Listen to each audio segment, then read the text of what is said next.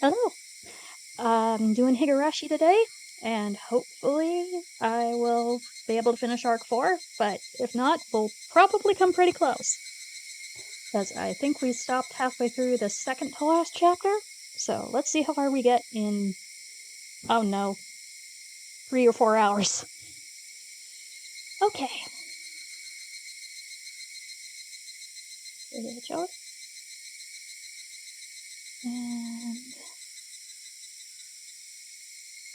continue.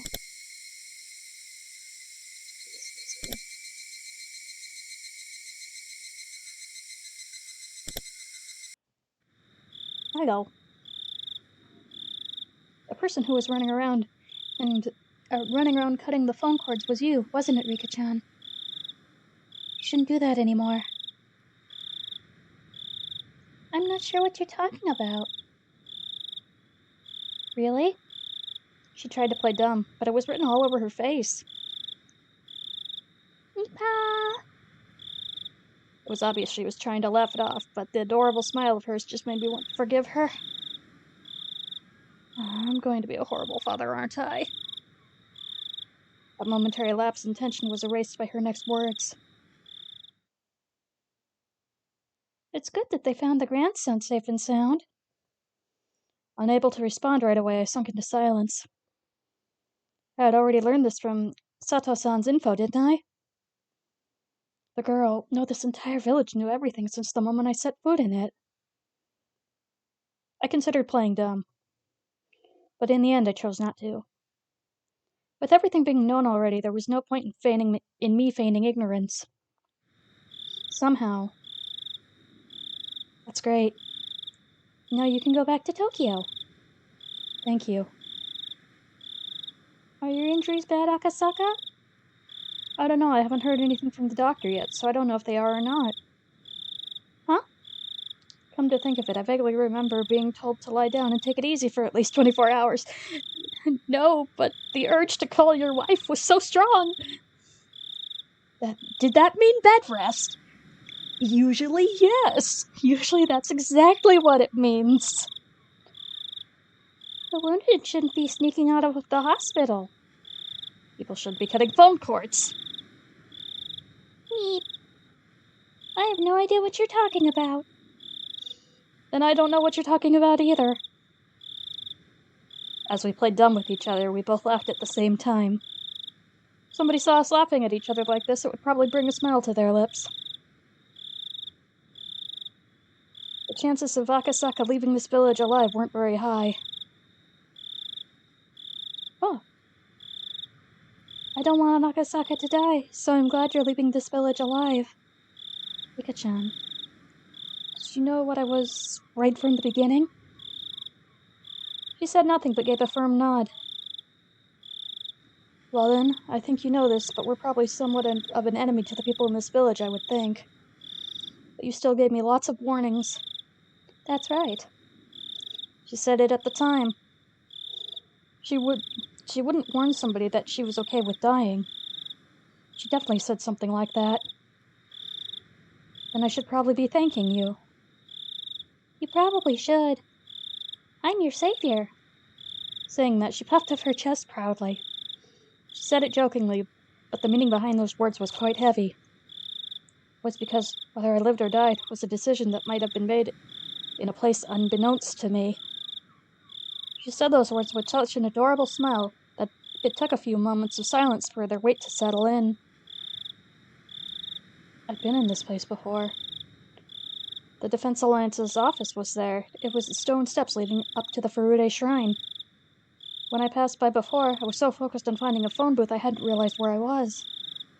If I recall correctly, the shrine is Rika-chan's house, right? Yeah, something like that.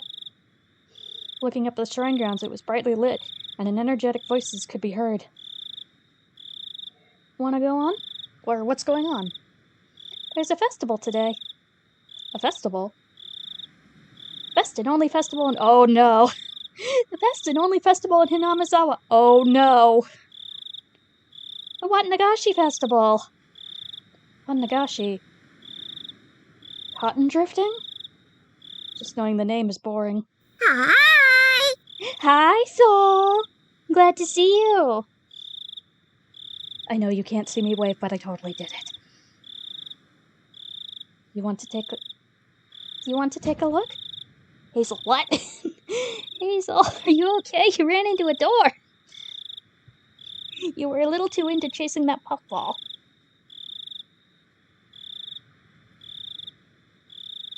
He asked bluntly.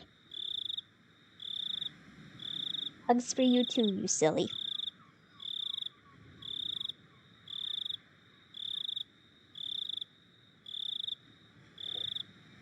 Hold on. What are you doing? I see you. What are you doing?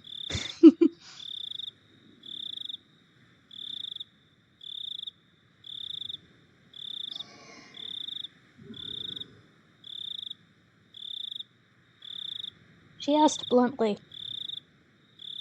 But seeing that I looked interested, she climbed up a couple of steps and motioned me to come. I was only going back to sleep anyways. If I had nothing else to do, it might not be a bad idea to go with her on a little detour. Sir, you need bed rest. This is not bed and or rest.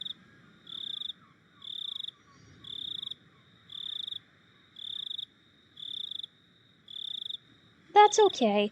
I did manage to beat the game, though, so that was cool. In the hostile territory that was this village, I didn't know what would happen if I ventured down a side road without Oishi.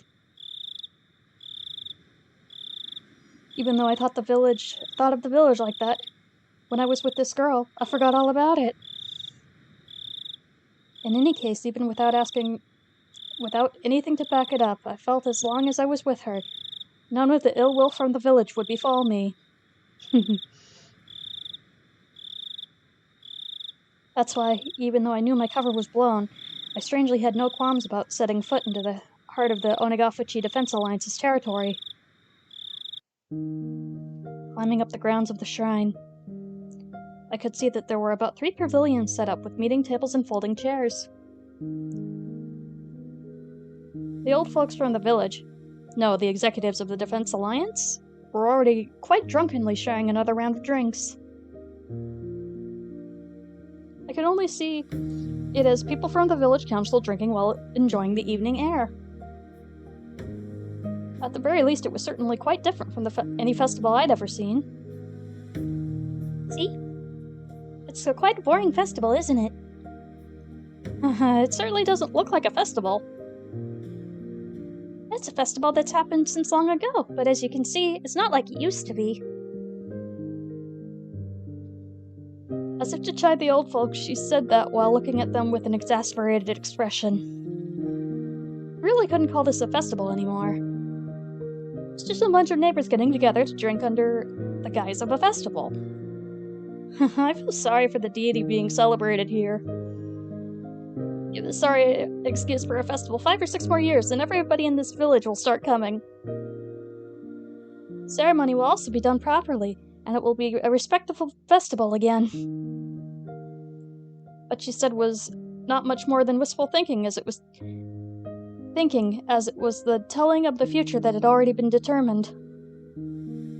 Or not so much wishful thinking, as it was the telling the future that had already been determined. Okay.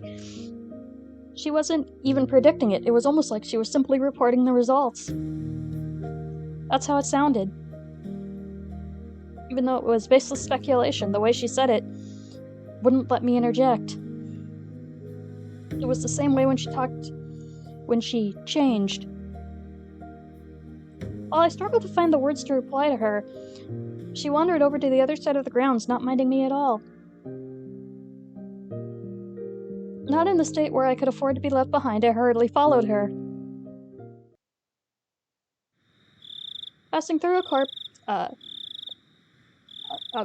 coppice pine trees. I almost read it as corpse, and I was just like, you're a police officer, why wouldn't you notice this? Oh, allergies, oof.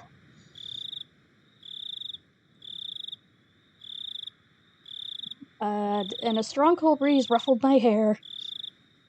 There, from that one evening, was the splendid observation platform the girl had shown me.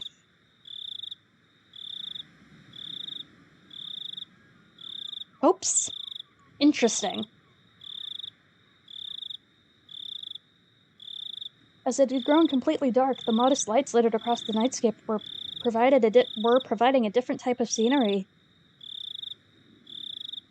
Looking at it like this village seems tranquil. She said that with an indifferent look on her face. Just the other day, you said that this village definitely wouldn't be submerged by the dam, didn't you? Excuse me for a second. Girl, what are you doing?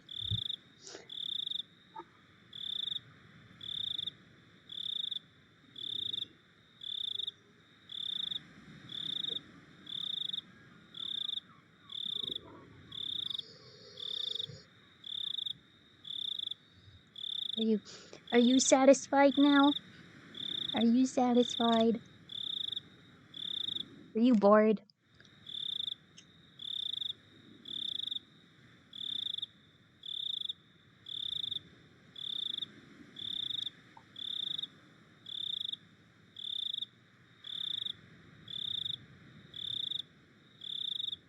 She didn't reply, seemingly relishing the feeling of the wind blowing through her hair.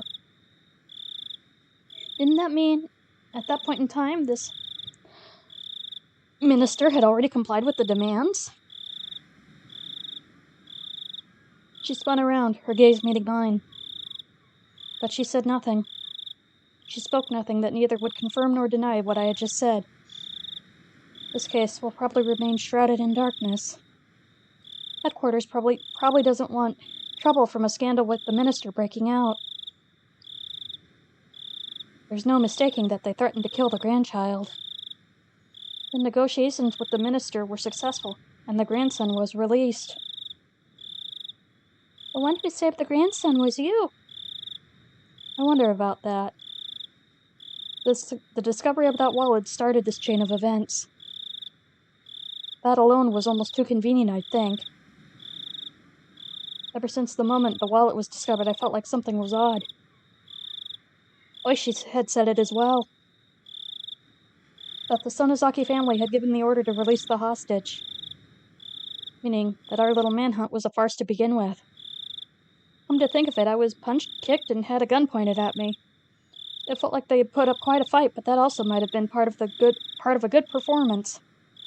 Once the negotiations were successful, they couldn't just say, "Here you go," and return the minister's grandson right at his doorstep. They knew that public safety had realized this was a kidnapping case and were moving in on it. That's why, due to the actions of public safety, the grandson was able to be rescued safely. So the minister didn't give in to any unreasonable demands. That type of performance was necessary. I don't know about these difficult things. Likewise. Even for me, I can't make much sense of it. But there's one thing I can be certain of. It's just as you said. This village won't be submerged. The dam project will soon be over. That wasn't something an officer of the law should be saying. But I naturally let those words slip from my mouth. This village may have stirred up all sorts of trouble. But that was because they were protecting their homes. Someone just decided by themselves that I had to leave the house that I was living in, I would resent them as well. Yeah!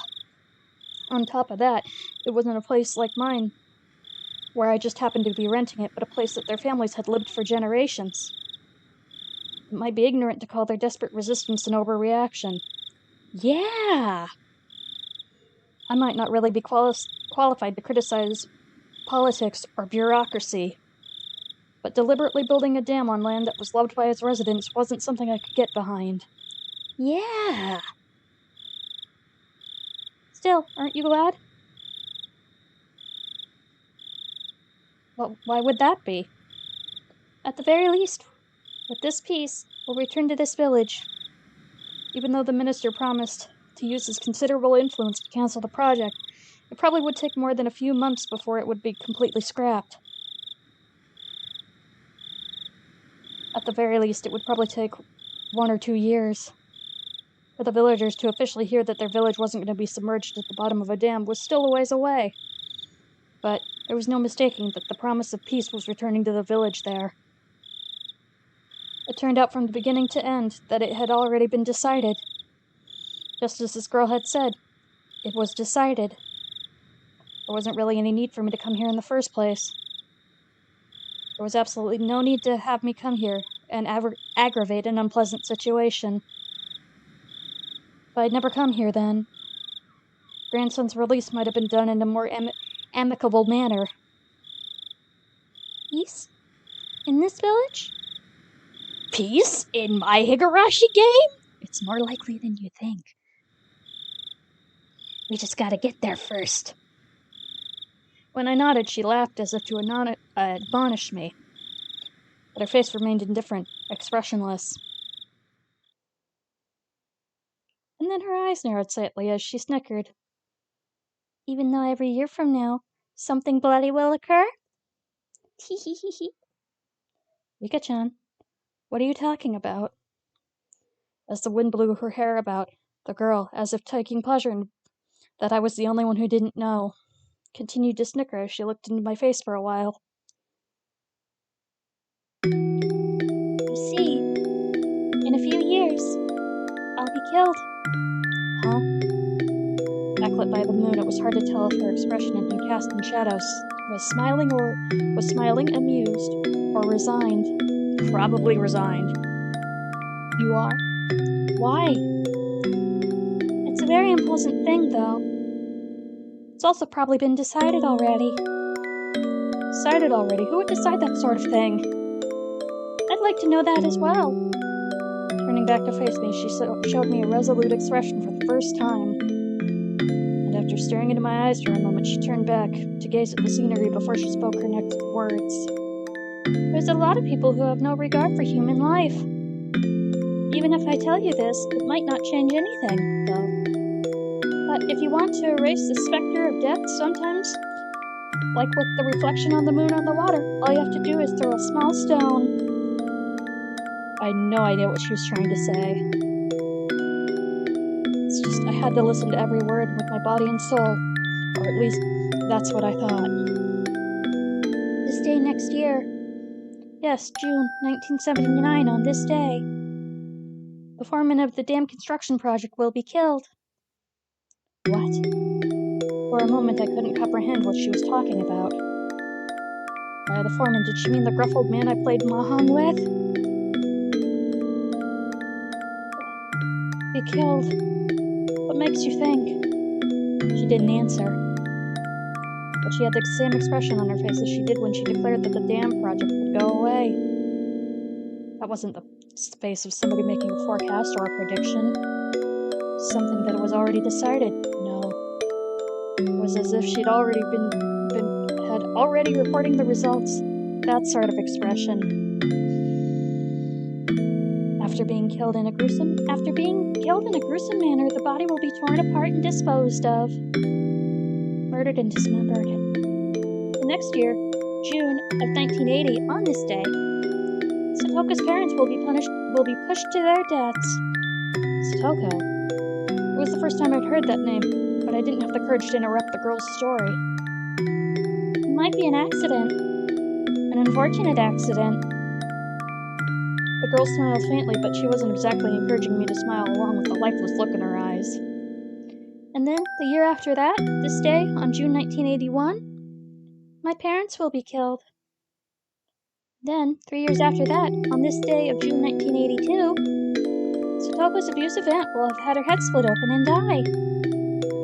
And then the year after that, this day of June 1983, or possibly a few days afterwards.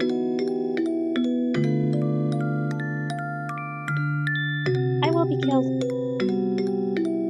All the deaths are preordained, and the last one will also be according to plan. But then, whose plan would it be?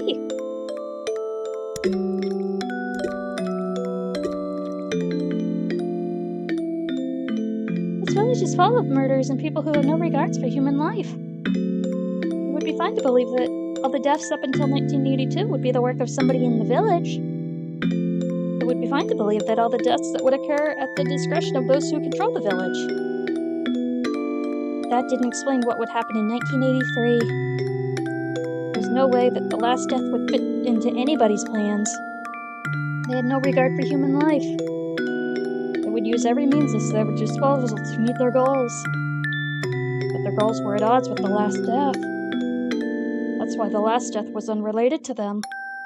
That last death would definitely, most likely, probably, without question, happen. Probably, definitely, I dare say. Oh, the contradictions in that sentence. Love it. The last death would be a merciful one. A handkerchief or something being placed over their mouth, making them lose consciousness, never to wake up again. Hi, Nero! Which, no. No, if you remember the descriptions when they find Rika's body, it is not good. Exactly whose plan was that?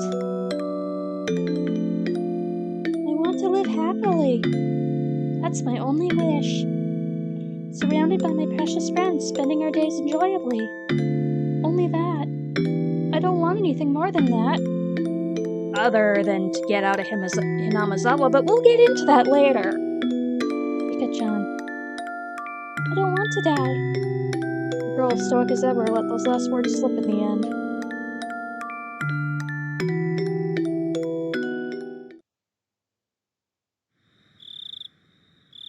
Eventually, we were discovered by some drunks. The girl, as well as I, were dragged back to the festivities. How you doing, Nero? I hope you're doing alright. Everybody was completely drunk, so when they saw my head completely wrapped in bandages, they wouldn't let me leave. Okay. Well, certainly,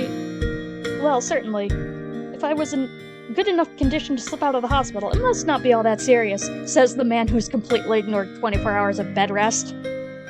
The girl was mingling with everybody, being pampered like a kitten. Her expression was adorable, nothing like the one from just before. Predicting her own death and whispering that she didn't want to die. Having said that, having a silly little lively conversation like this, it was hard to believe that these people were the core of the extremist resistance group. As you previously stated, they're just trying to protect their homes. They also don't want to die, to be submerged, to leave their ancestral lands. Wow. Even if it's the shell of its former self, it's a festival where people in the village gathered, so the 20-some-odd folks here should have included some of the village executives and other important members.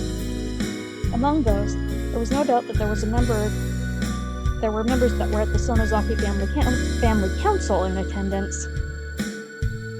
Meaning, even if we never met face-to-face before, there were people here who knew my identity. Probably the whole dang town at this point. In a small village like this, they knew the faces of all the villagers that lived here. That's why, without even saying anything, it soon became obvious that I was the outsider. But they actually seemed interested in that, asking me all sorts of questions about Tokyo. Drinking while musing on the faint relationship the city had with the villagers and emphasizing with the rather meager environment.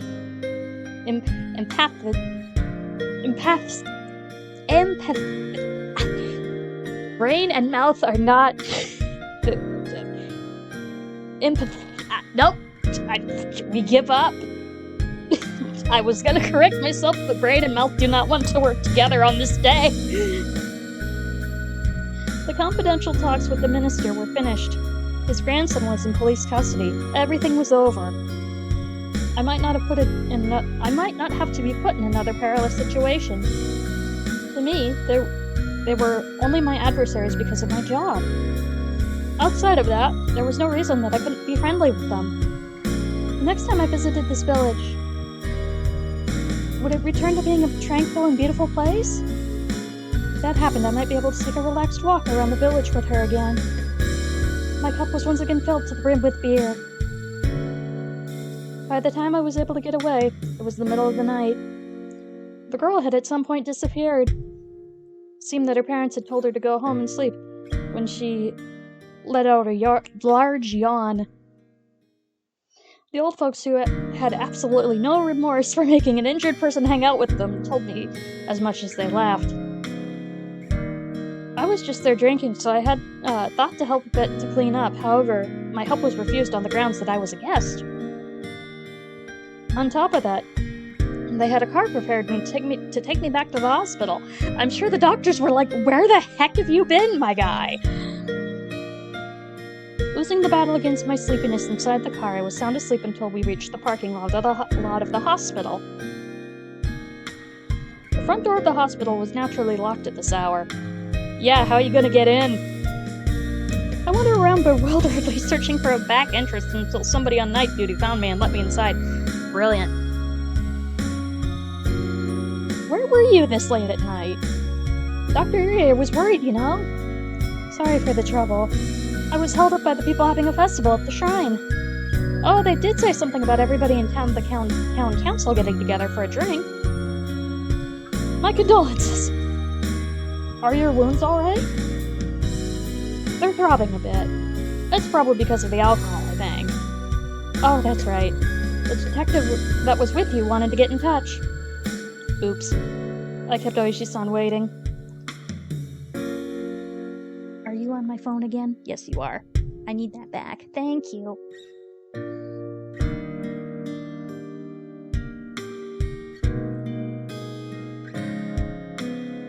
I glanced at the clock. No matter how you looked at it, it was way too late to call him now. I'll apologize to him tomorrow over the phone. I returned back to my hospital room and slipped into the bed that was still unmade from the time I went outside. Oh, that's no good. I have to go and turn off the lights. But my weariness had cut a cord powering my body, lulling me into a deep sleep. So he just slept with the lights on or something. Yep, he just slept with the lights on. Which, I can't do that.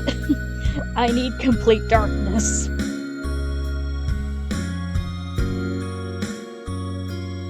Oh. Mother's diary, mother's diary, mother's diary. Okay.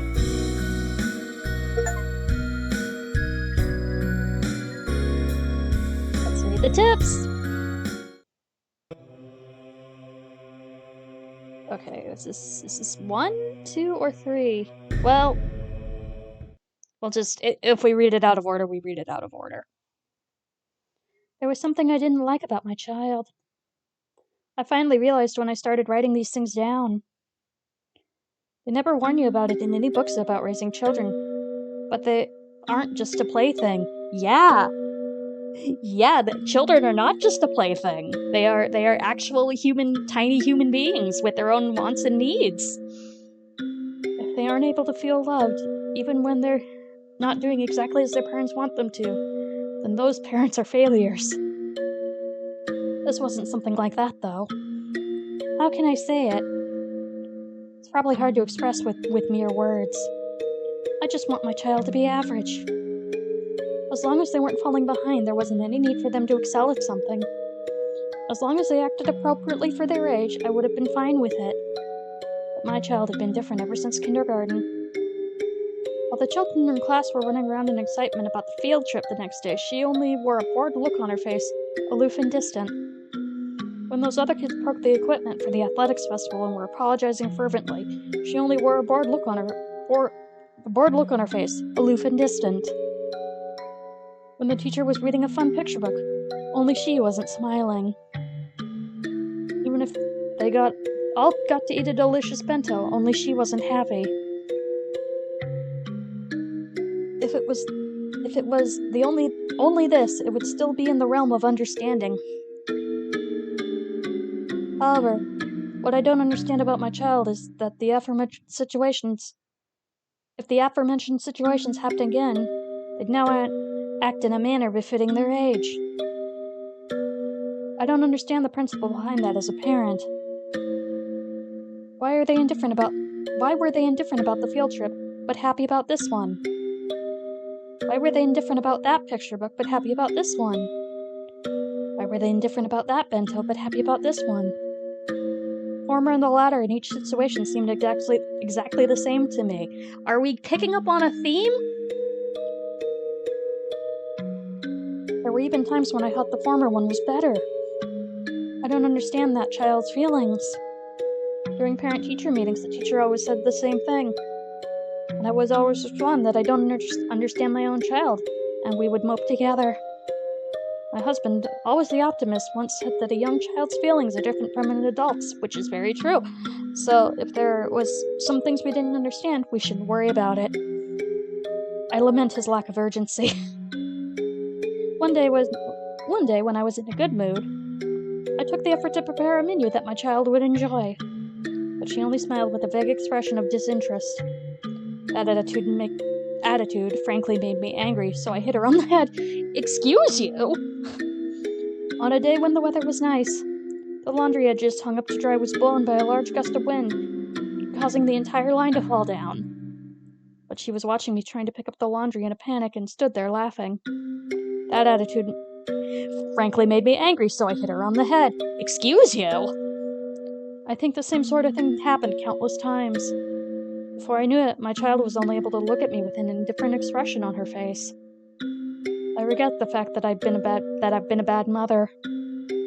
Thinking I should regain her trust, I thought to get it back little by little with some light interactions. Seeing her do some sort of craft work on the veranda, I called out to her. "These past few days have been nice and sunny. The air feels nice, doesn't it?" That child, with the indifferent look on her face, I hated so much, looked up at me for a moment, then without a word returned to immersing herself in her craft work. But until now, I would have hit her on the head just for that. Rude! I held myself back. "Well, at least you figured it out." "What are you making? Is that a doll?" "A weather charm." That child was using inserts from the newspaper to deftly make some weather charms. The forecast hadn't called for rain, but that child, in her own way, was praying that these sunny days would continue. Being able to understand my own child for the first time in a while, I couldn't hide my own happiness. Bringing out the ball of yarn, I began to hang my child's cute weather charms from the eaves of the house. Ahaha. It's no good, Rika. The heads are too heavy, see? They become reverse weather charms now. If they're like this, it'll call for rain instead of the sun. When I started to take them down, my child tugged at the hem of my shirt as if to stop me. "That's because I made them to be upside down. They're fine." "But Rika, if they're upside down, there won't be a charm that calls for a sunny day, you know." I was making a charm for the rain, so they're fine." I desperately suppressed the emotions welling up inside of me. I was desperately trying to understand my child. "Oh, I see. Morning glories in the garden were starting to get a little wilted from the sun, so you wanted some rain, right?" That child turned up to me with an expression that I hated the most. "I got bored. Oh, the clear weather." I don't understand. I just can't understand that child. Oof, okay, 2 more entries.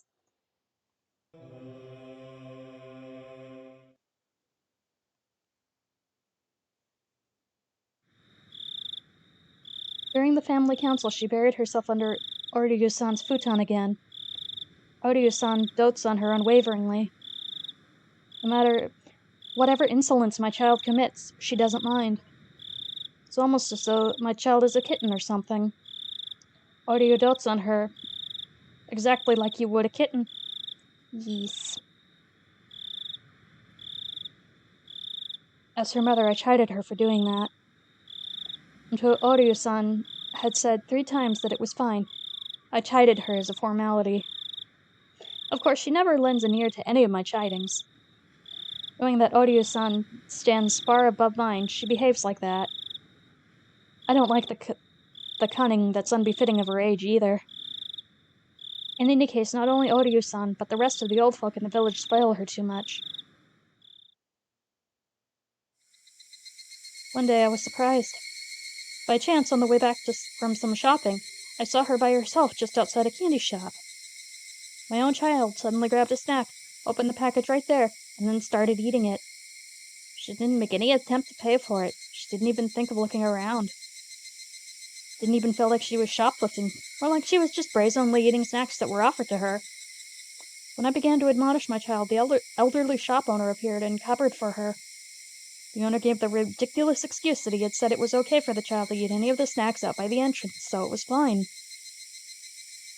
When I tried to pay for the snacks that my child had eaten, the owner refused my money.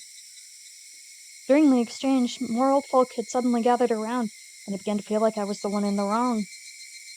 The elderly people all put their hands together reverently in front of my child and repeatedly voiced their respects. I was born into the Furude family, so it wasn't like I didn't know why she was being treated specially. When I was still young, there was something I heard often from my grandmother. If by chance the child that I gave birth to was a girl, that child would be the living incarnation of Oyashiro-sama. While the older folk believed she was the living incarnation of Oyashiro-sama and spoil her rotten. Not only did they spoil her, but they even told her she was the living incarnation of Oyashiro-sama, that she had divine power, and threw all sorts of strange folktales her way. So she might have begun to believe herself that she was a special existence. I went around and told everybody it wasn't good for her upbringing, so to stop telling her these strange things, but there was no one rooting the elderly people's deep-seated superstitions. It should be telling, but whatever. Translating's hard. I told my child not to listen to them, but it ended up being that she stopped listening to me. Between all the old folk in the village who doted on her and myself who only scolded her, there was no wonder who she would listen to. There was no mistaking that the reason she'd become strange was because of the elderly villagers. Oh, really? There was no doubt that they had shoved her full of strange folktales and superstitions since she was young. If it wasn't for that, then there's no doubt my child would have been cute and normal. I'm sorry you can't see your child for who she is. That's on you, ma'am.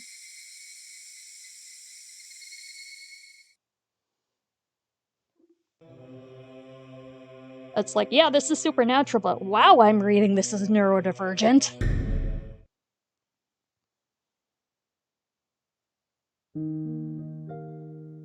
One sunny parent-teacher day.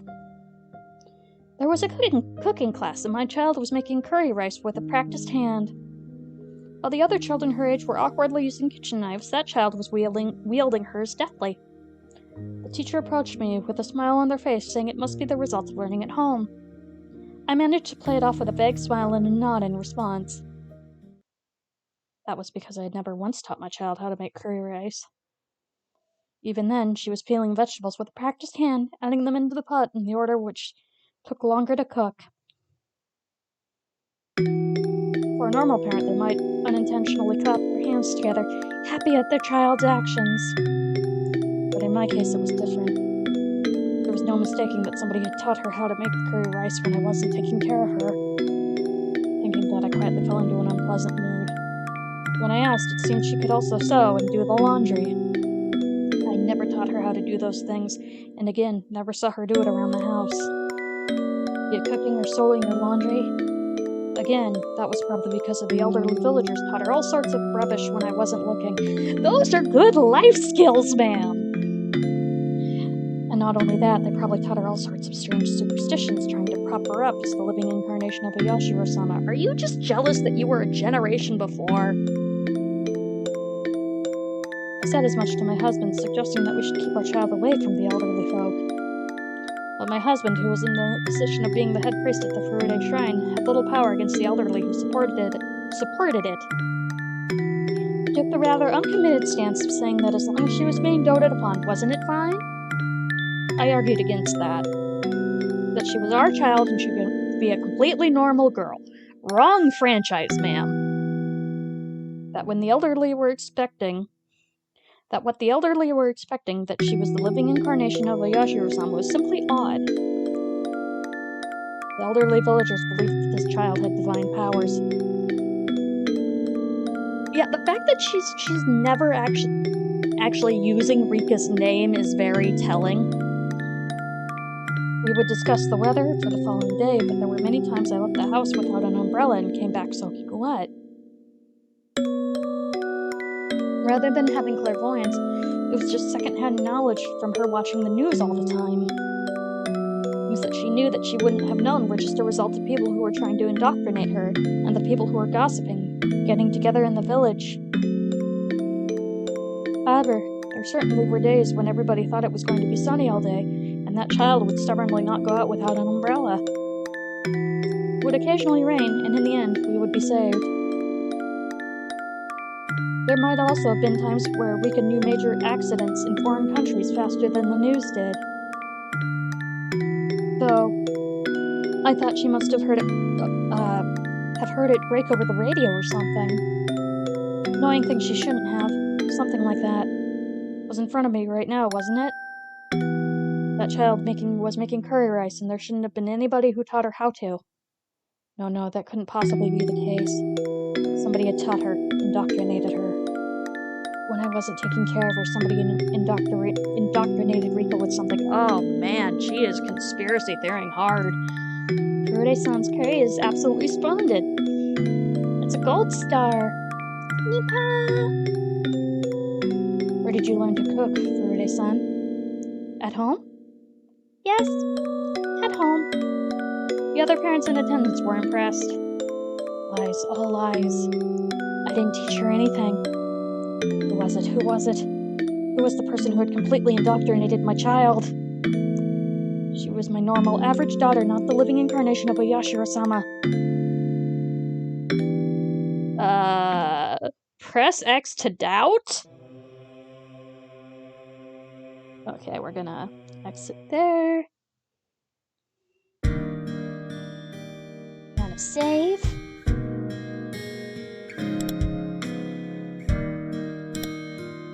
Enter chapter 5. Let's continue.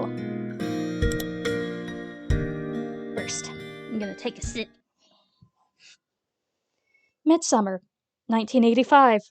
Not to be confused with Midsummer Murders.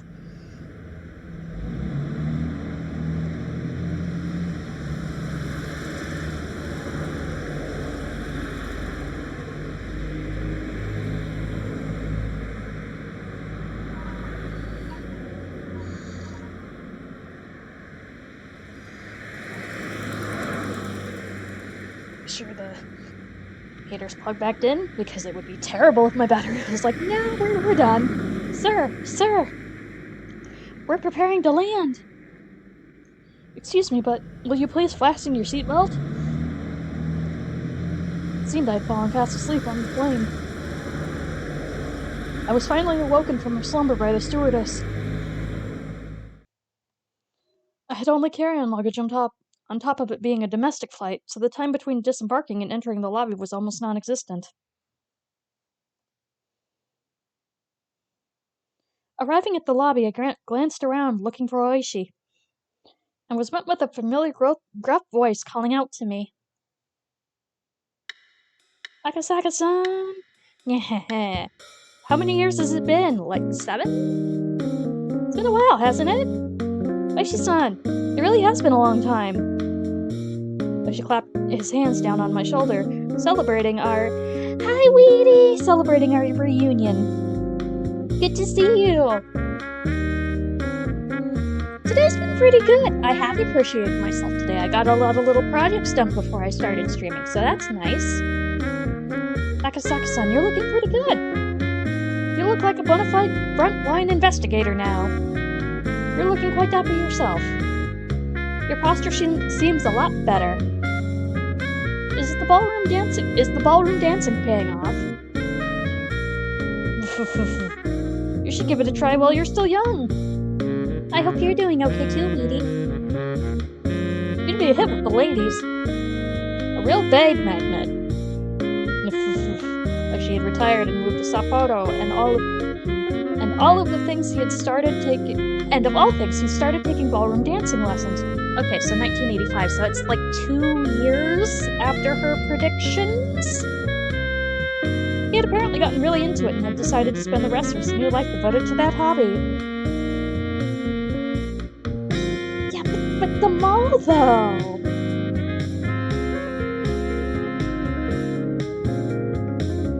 It's okay, I'm sorry it was stressful, but honestly, if the stress buying helps relieve the stress, then that's okay occasionally. Besides, the mall is fun and cool, and there aren't as many malls anymore, and it's sad.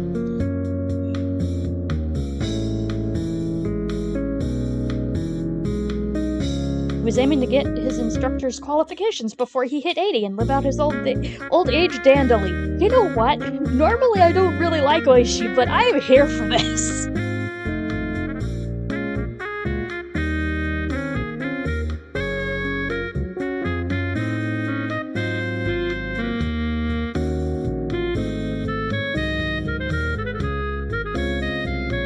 Ooh, IKEA, nice.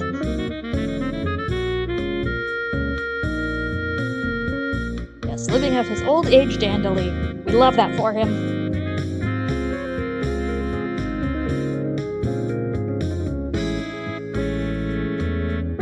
There we go, wrong button. I let myself into Oishi's car and headed out towards the hot spring inn. I had originally intended to crash at Oishi's place, but Oishi was quite obstinate that his home wasn't suitable for that, so it came to this.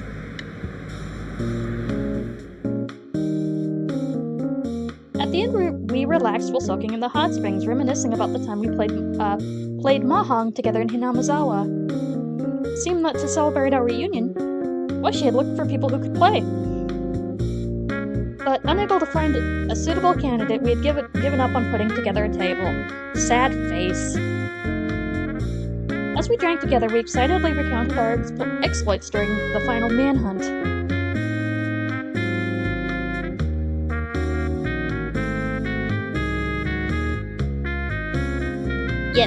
Yes, good purchases.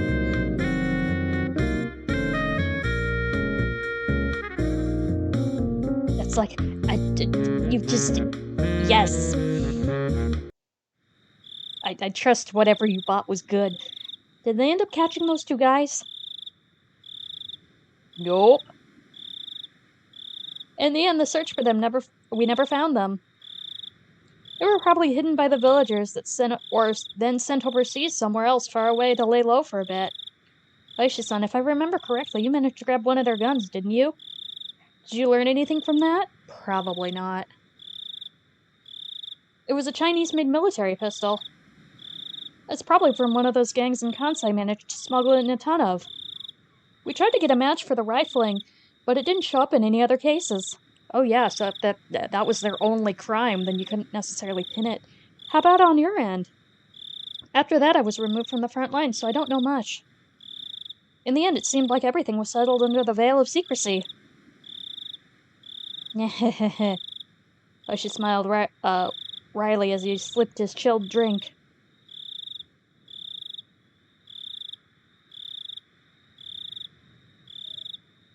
Hehehe.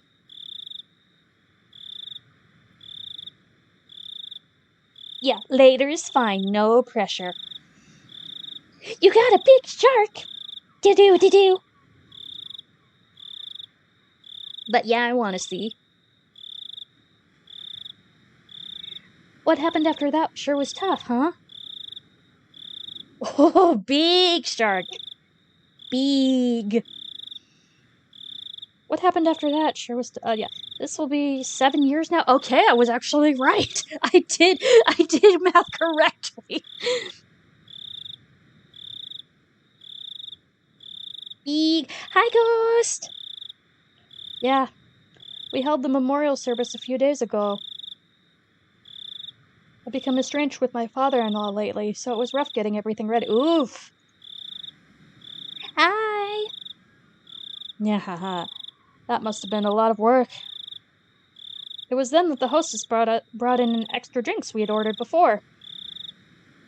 How are you, Ghost?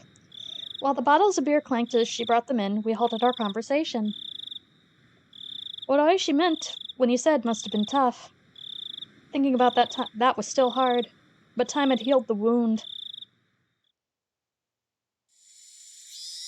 The day after, when I phoned Oishi to apologize. Oh yeah, here we go.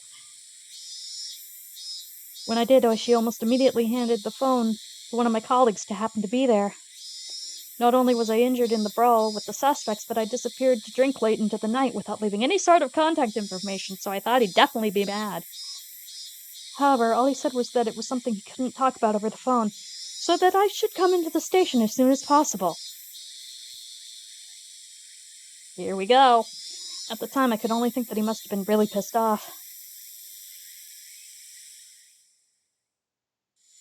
But when I arrived at the station, he said this. Seems your wife was involved in an accident. Good. Not the accident, the you doing mod stuff and doing good. Having no idea what happened, I borrowed the phone to contact the hospital Yukie was staying at, after being given the runaround several times. Yeah, I hope everybody's doing alright. I was finally able to talk to someone in charge, and after mincing words for quite some time, but first we're gonna compliment Wheatie, who is a sweetie, and just a delightful person, whom I adore, and just, you're so much fun, and I appreciate you so much, and I hope you know that. You probably do by this point, but I'll keep saying it, because you keep redeeming compliments, and I want to make sure that you feel as loved and supported as you need, because you're my friend.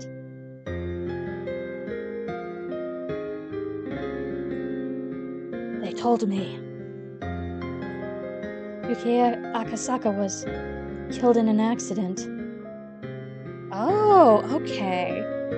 I can't quite remember, but I think the anime framed it more as she died in childbirth. So this is more oof. The world became a blur as I sat there dumbfounded. Yukie's death was unavoidably abrupt, unbelievably sudden. I could have understood if there was some kind of problem during the birth, like I assumed. But Yukie's death wasn't anything like that. On the stairs, on the way to the roof, she just happened to slip and fall. Stairs, man! And she just happened to fall on an unfortunate place at an unfortunate angle. Stairs, man! That was it. Wanting to blame Yukie's death on somebody, I began to think it was an act of revenge by the Defense Alliance that they had killed my wife and made it look like an accident. Probably not, though. What I learned when I flew back to Tokyo, however, was much more cruel than that. Yukie had the habit of going off on the roof to cool off in the evening. There was an elevator up to the 7th floor, but there you had to take the stairs to get on the roof. Even late into her pregnancy, even when the evening came, she would always head up there. And a nurse didn't accompany her or something? Her father had always said for her not to push herself. But Yukie insisted that until the time she had no choice but to stay in bed, she should be allowed to do as she wished. However, I had never once seen Yukie go up to the roof. I only heard that from her father and the nurses. That was because whenever I visited her, she would spend the time with me instead. I heard that the reason why Yukie went up to the roof from the nurse... I heard the reason why Yukie went up to the roof from the nurse she became friendly with. Okay, so maybe she did have, like,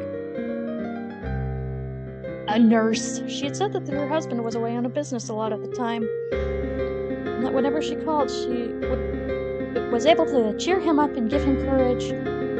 But when he didn't call, she couldn't do that. Her husband might put on a show of bravado, but in reality, he grew lonesome pathetically fast. He was probably just the same. Whenever he left for business, not clear on when he'd be back, she felt very lonely. Whenever she cheered him up, she'd actually be cheering herself up as well.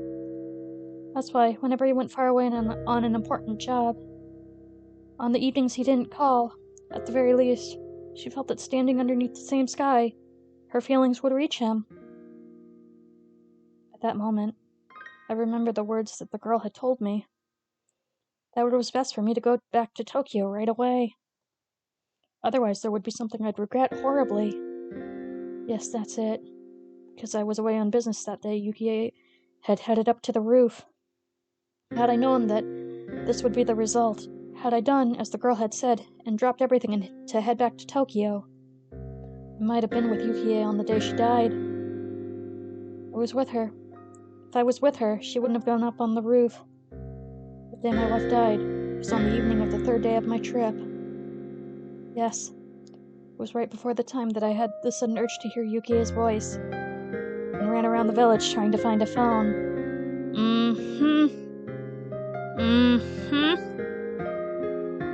girl had gone around and cut all the phone cords. She hadn't, and I had made the call. I would have undoubtedly learned of Yukie's death at that time and collapsed in tears. Of course, even though the cords were cut, it had only put me off learning of Yukie's death by that one evening. In the end, I had learned of it in the next morning.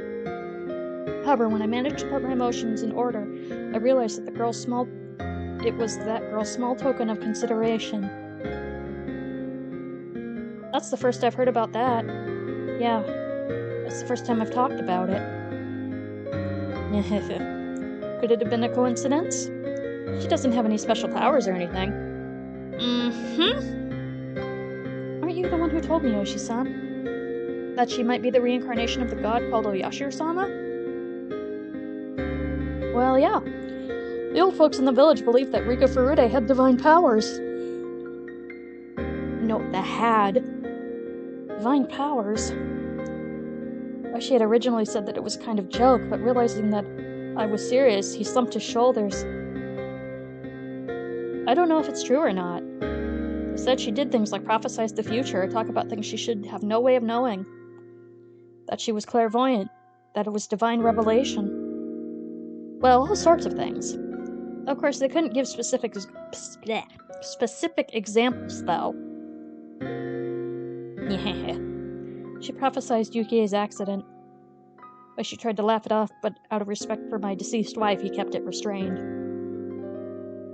Does that mean an active and capable investigator from the Metropolitan Police Department believes in divine powers and curses? Having him say it so bluntly, I couldn't respond. Of course I had no intention of believing such odd things. But he could only say that because he didn't know what I did.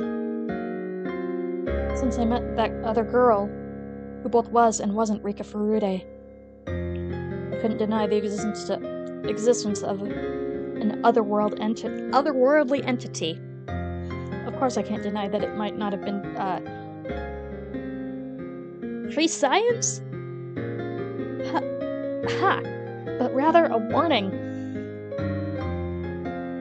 Not free science, but a warning. If that's what that girl had said, it was a warning about Yukie's accidents, then things becoming much easier to understand. Basically, the line of thinking became that it was a threat, because I didn't go back to Tokyo. My wife was killed in a way that made it look like an accident. Not satisfied with the investigation into your wife's accident? Of course I suspected foul play. I pored over the results and even carried out my own personal investigation. There weren't any witnesses to Yukie's fall. There was the possibility that somebody had hidden, waiting to push Yukie down the stairs. However, the cleaning ladies frequented the roof to hang laundry, and the security cameras on each floor hadn't recorded anything out of the ordinary. There wasn't anything up the stairs, and I wasn't unable to find setup on the stairs, and I wasn't able to find anything suspicious.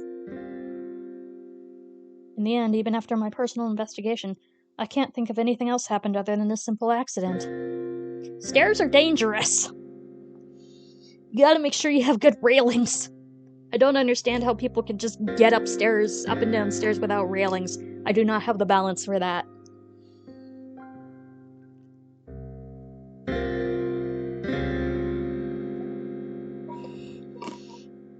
And also, depending on the stairs, how the stairs were built, they could be really...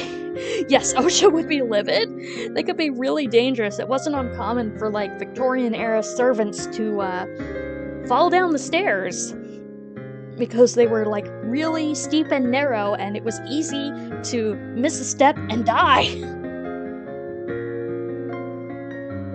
Well, of course. These were the guys that took the minister's grandson hostage. It wouldn't be impossible for them to push a lone pregnant woman down the stairs without leaving any evidence. Bush's expression had completely sobered up. They murdered your wife? When Yukie died, I thought it as well. More precisely, I wanted to blame somebody, so I created the most viable scapegoat. Without any clear evidence, that violent notion faded along with the wounds in my heart. Did that girl know beforehand that my wife's death was threatening me? Or did she prophesy that the death was offering me a road to salvation? If I had to choose between the two, I would tend towards the latter. Rishi smiles, slightly in disbelief as he poured more beer from his bottle. Then, if I may, what would you... If what you said was true, then Rika Furude was a prophet who knew the future. If so, why didn't she predict that disaster? If she knew that the gas eruption was going to happen, why did she remain silent? Even a few hours beforehand would have been enough. If the village knew, then most of the people would have escaped without dying. She was dead before that. I think is the case. It was near the end of June 1983. Oh yes! All our main characters die! Volcanic gases from the Onagafuchi swamp erupted and hit the village in the middle of the night. It was an unprecedented disaster where the whole populace was just wiped out. It caused a wave of panic about volcanic gas across the country, causing people to overreact over any report of odd smells. If I hadn't heard of the blockade on Hinamazawa area being lifted, so it would still be cordoned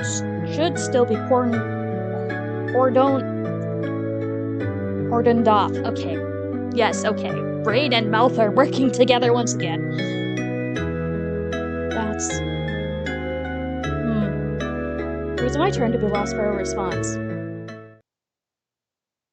Well, if Rika Furude, the reincarnation of Ayashiro-sama, was killed, then the village might have incurred God's wrath, making him call forth the miasma from the swamp to kill everybody. That explanation is what the survivors are whispering about. Sorry, Yoshi-san. Did you just say she was killed?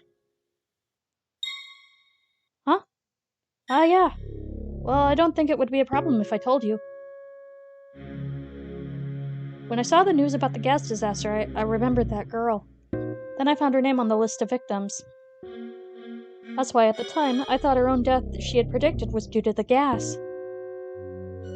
It was after that I learned from the tabloids that the series of mysterious deaths in Hinamazawa during the 5 years leading up to the disaster that became known as the Curse of Oyashiro-sama. And that string of mysterious deaths lines up exactly what that girl had predicted, so I had always thought to ask Oishi about it, as he had been involved in the investigation. That's right. That was the reason for our reunion. But right now, Oishi had said, Rika Furude didn't die in the disaster, but was killed? Can I ask you about the last year of the curse? I may be retired, but I still have to keep things confidential, you know?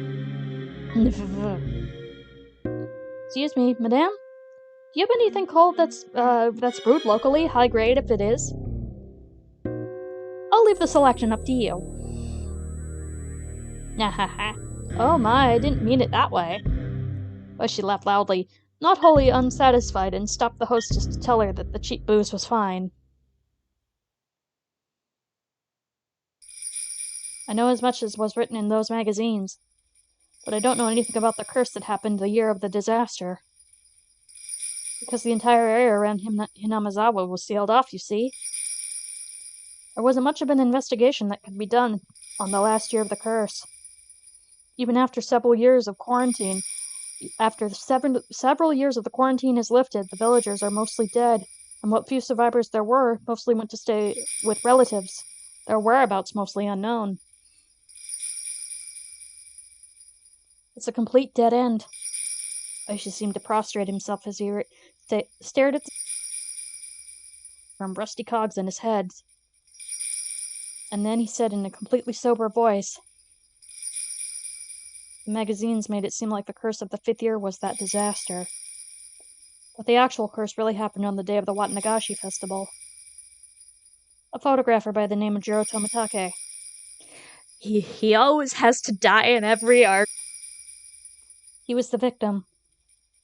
Oishi gestured about how the victim tore out his own throat with his fingernails as he talked. Yeah. We just had to bring that detail up again. And the burnt corpse of the woman Tomitake was in a relationship with was found in the mountains in Gifu. Oh, so they are establishing that they are in a relationship, quote-unquote. The Gifu Prefecture police weren't very cooperative, so I don't know much about it, though. There were 2 victims in one night? Actually, see, it wasn't just those 2. You see, the next day, Kumagai-kun, one of my subordinates, disappeared along with his car in the middle of his investigation. Oh no, Kuma-chan! Kumagai was a younger detective that was going to be partners with Oishi after we first met. He was going around the village to question people about the incident with Tomitake. Oh. He might have gotten caught up in something. If he was with me, he might have been safe. Even now, it's still okay, so this was an alternate where they never partnered up. Okay. That day, for some reason, it did a real number on my stomach. I had to pass going around outside. Oh, he got too close to the truth and was made to disappear. That's what I think. Kuma-chan was young and had a promising future ahead of him, but he still didn't have enough experience on the scene. He wasn't used to dealing with any complications. Oh boy, then maybe you should consider a career change. She lamented the fact that he wasn't with a subordinate that day. And then the next day, see? You know him as well, Akasaka-san. You know Dr. Irie. You remember him? The young doctor from the hospital? I vaguely remember. For whatever reason, he committed suicide with sleeping pills. No suicide note or anything. The autopsy confirmed that it was sleeping pills. Nothing was in doubt except for the motive.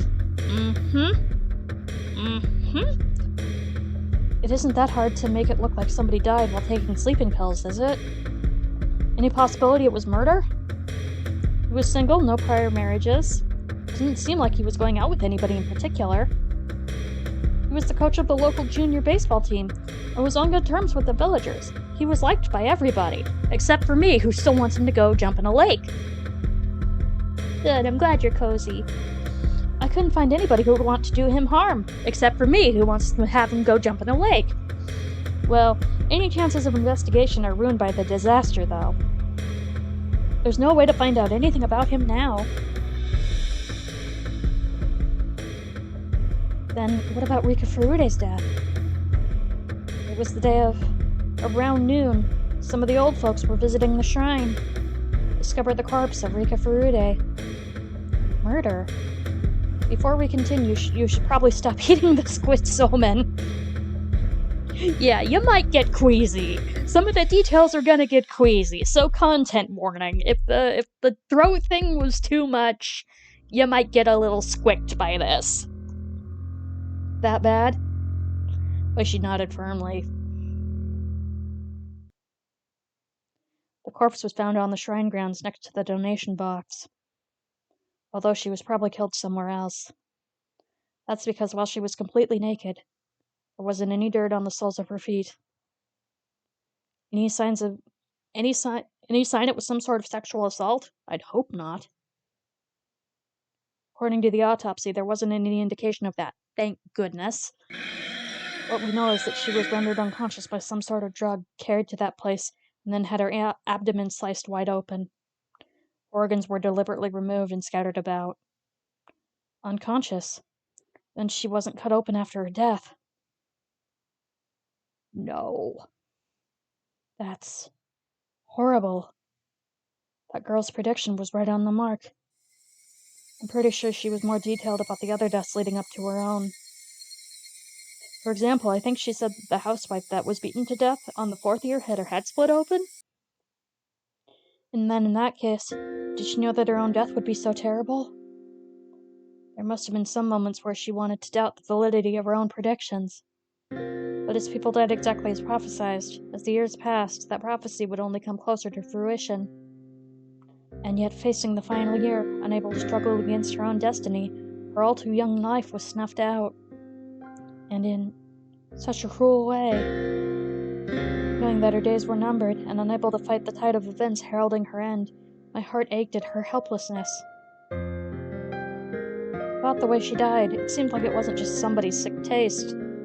What I'm saying is, I told you before about how Hinamazawa used to be the home of demons, didn't I? Yeah, I think I remember.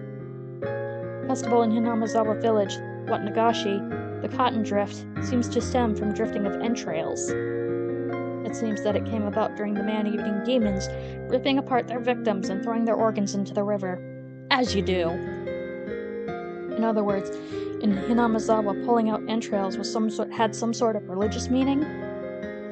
Well, this is according to the old tales in Hinamazawa, you see.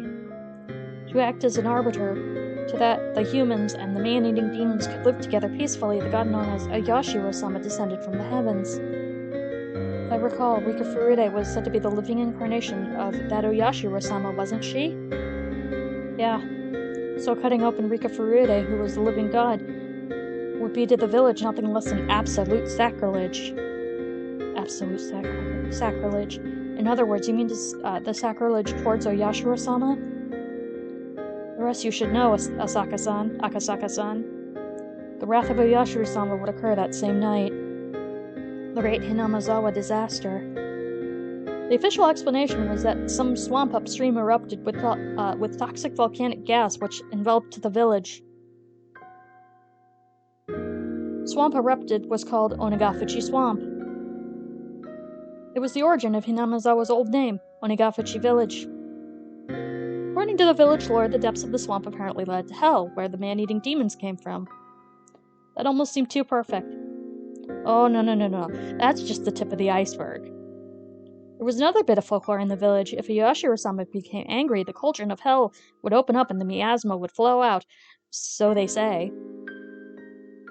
To the villagers, hell was at the bottom of the swamp. So basically, miasma poured out, smothering the villagers? Yeah. Basically, due to the sacrilege way that Rika Furude, the living incarnation of Oyashiro-sama, was killed, the village incurred the wrath of Oyashiro-sama in the form of that disaster. That seems to be their explanation. So what are you saying So you're saying that the disaster wasn't a natural one? Everything doesn't seem to fit together a little too... everything does seem to fit together a little too well. If Oyashiro-sama's curse doesn't really exist, and everything really was just a matter of coincidence, I would doubt it. A wry smile formed on Oishi's face as he listened to my absurd take on things. Wore an expression as though, even if it were absurd, there was a time he had thought the same thing as well. In regards to the religious belief of the villagers, I suppose there was a more fanatical following among them. And that group created a situation that would incur Oyashiro-sama's wrath, and enacted the disaster to make it look like the truth. Of course I wouldn't laugh. I've wandered down that line of reasoning more than once myself. However, even though Hinamazawa is a small village, it still has a population of over 1,000 people. To murder that many people in a single night doesn't seem realistic, no matter how you think about it. The gas eruption was believed to have happened around 2 a.m., several hours before dawn. In that short amount of time, going around killing all the villagers in a way that made it look like poison gas didn't seem feasible at all. Most people would be sleeping! Swamp and the gas erupted from still had some religious significance, didn't it? If that's the case, then maybe there's something set up about the swamp, something that could have been activated, whether a divine verdict was rendered. According to the DF press release, the swamp was declared a source of the eruption. This was after everything thoroughly looked over by their investigative team. If anything like that was set up, I think they would have found it. It wouldn't necessarily have to be in the swamp itself. Come on, haven't you heard about it? The old story about how when a faraway spring dried up, the village spring dried up as well? What do you mean by that? Many waterways are connected by underground aquifers. Swamps and springs are the only parts that manage to pop out above the surface. Nyahaha. So what you're saying is that Onagafuchi Swamp is connected to another swamp or spring? And there's something the villagers rigged up a long time ago? Something that changes the pressure of the Onagafuchi Swamp, causing it to erupt with poison gas? I mean... Is that what you're getting at? Oh, she laughed heartily. commending the fact that the young'uns have a nice flexible way of thinking. That was the former detective in him. Even though it was a hypothesis that he didn't come up with, he still had the presence of mind to not dismiss it right away. That's an interesting theory. If that proves to be true, then it would be unprecedented, the largest mass murder in the history of Japan. Excuse me. Once the quarantine on Hinamizawa village is lifted, I think it should definitely be investigated. Oishi-san, do you still have any connections to the XX prefectural police? Somewhat. I'm an honorary advisor on their judo classes, so even now I pop up during the summer training camps and such. I don't know when the quarantine on Hinamizawa village will be lifted. Please let me help investigate. Got it. Oishi-san, how do you feel about the string of mysterious deaths in Hinamizawa they call the Curse of Oyashiro-sama? At the time, the villagers were putting a lot of pressure on the station. The official stance of things was that cases were unrelated. That each case was separate, each with its own resolution. That couldn't be, even though it was blatantly obvious that the cases were connected based on the villagers' religious beliefs. Akasaka-san, we can only say that now because of the rather grandiose way things ended after 5 years. At the time, those coincidental incidents just happened to coincidentally occur on the day of the Watnagashi. It would be nice if nothing happened this year kind of feeling to it. Coincidence? The girl predicted everything from the beginning. Girl. Rika Furude. That child warned me about the incidents that would happen afterwards. Akasaka-san. Is that true? Yes. The girl said as much. That the next year, the dam foreman would be killed and his corpse dismembered. Not only that, she warned me of all the events that would transpire the following years. Akasaka-san, when she told you all of that, what year was it? When I met the girl, I was investigating the kidnapping incident, so June of 1978. The year before the dismemberment murder. Wrinkles formed between Oshi's eyebrows as he closed his eyes and began to digest what I just told him. Akasaka-san, if you're wrong about Rika Furude knowing the future through some divine medium, this is getting ridiculous. Yep.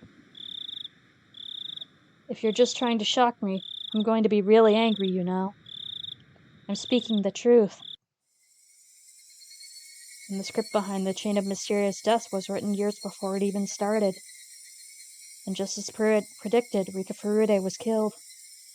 At first I thought she meant that she would be killed in the disaster. However, now that I know her death wasn't due to that, but rather an atrocious one at the hands of a murderer, she said she would be killed. At that point in time, she knew more or less how her own death would occur. And why didn't Rika Furude not try and run away? Even if her death was already spelled out for her. Knowing that she still had a grace period of several years, didn't she?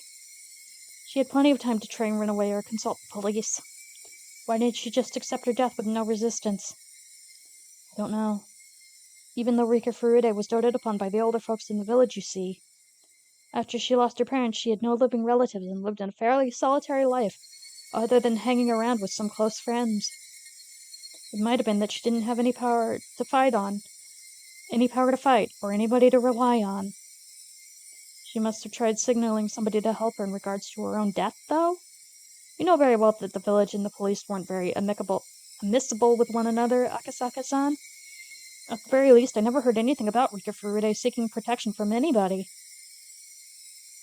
Or it could be that she simply resigned herself to being a religious sacrifice. It could have been something like that. There's no way that's the case. I spoke decisively. At the time, she said it. She had definitely said that she wanted to live happily, that she wanted to spend her time surrounded by her dear friends. She hadn't given up on life. She'd hoped to keep on living. At that moment, I became dumbstruck. What's the matter, Akasaka-san? No, it's nothing. I fell into silence, but she folded his arms and began murmuring in contemplation again. Eventually, he stood up and headed towards the hallway to find the hostess, yelling that he wanted a pen and paper. When she noisily, even though he was just thinking, left, the room immediately fell into a chilled silence. I stood up, and when I realized that I had drunk enough to be unsteady on my feet. When I slid open the window, a beautiful yet somehow ephemeral moon drifted across the night sky. It was just now that I realized she hadn't accepted her own death. She wanted to keep living, happily and joyously. She had said that quite clearly to me, but I was a fool. I hadn't been asked explicitly, so I hadn't realized it. She made it clear as day that she didn't want to die. Wasn't that her cry for help? Didn't say as much that she wanted help, but even given that, it wasn't as though she wasn't looking for salvation. Without any family, and unable to trust the police, she instead told somebody without any relation to the village, somebody from a faraway place, me, help me. She'd gone around and cut the phone cords. If I had made that phone call and learned of Yukie's death, I probably would have fallen into despair. If I was in that state, even if she was looking for help, her cries would have fallen on deaf ears. That's why, knowing everything, she had to cut the phone cords. She wanted even a little time to seek help from me. But she just before now had lamented one of the younger officers getting mixed up in the case, having been erased because he wasn't there. I was feeling the same way. Only, I was there in June of 1983. Could have protected her. In 1983, it would have been 5 years since the kidnapping took place. While raising the only daughter Yukie had left me, putting all my youth and passion into my work, honing my wits and courage, wrestling with difficult cases. Nothing like my failings during the kidnapping incident would have occurred. I wouldn't have been slow to react in a one-on-one fight, and it would have. And by that point, I jumped to the foreign mafia run gambling parlors when I learned to deal with automatic weapons, let alone handguns. I'd grown so much in that 1983 that I couldn't have even compared to how I was in 1978. 5 years of experience! That's why. If I was by her side, I should have been able to save her life. No matter what conspiracy or foul plots drew near, I definitely would have protected her. You can say that because you're reminiscing. She, even though Simon resigned, should have still been able to ask me for help. I didn't realize it. I couldn't realize it. Just as I wouldn't realize it if I was told of Yukie's accident, I wasn't able to realize it. I wanted to cry. If I had just taken her words to heart, I would have prevented Yukie's accident. And I would have been able to protect the girl for whom I owed a debt, even from a predetermined death. She must have been expecting that from me. Ooh, Shadow Dragon Squish. Cool. I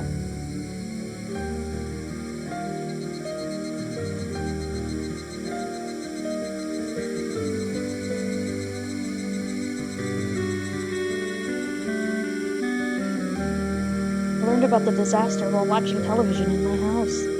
Until I learned about that, I'd forgotten about Hinamizawa. In order to recover from the shock of Yukie's death, I tried to remove everything about that place from my memory. Yeah, that's fair. What an ungrateful fool I was. Even though in exchange for saving her, the girl had told me of a way to save Yukie, I was unable to accept her gratitude, and now here we were.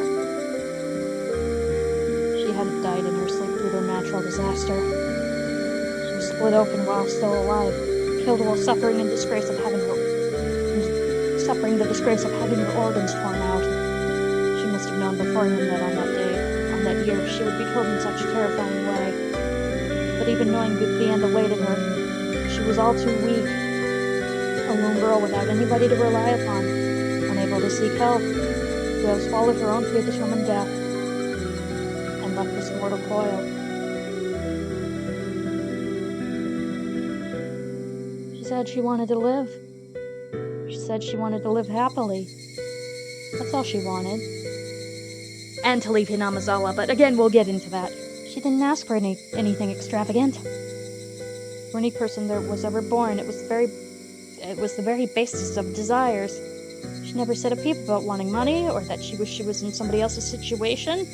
Technically, yes, she had said it. That if all the deaths were preordained, then hers was probably also according to plan. She might have been a lone frail girl, but I don't think she would have accepted it without at least putting up a fight. There must have been, in some small way, some form of resistance that she mustered. And with what she could muster, seeking my help was part of that. I howled. I stomped on the floor. Why did I become a police officer in the first place? How could I call myself an officer if I couldn't save a single girl from the misfortune that was awaiting her? To be fair, you are doing all of this in hindsight, my guy. Just because there was so much going on that I couldn't process the fact that she was asking for help. Well, I'm glad you're cozy. Yeah, that's right. I was still green.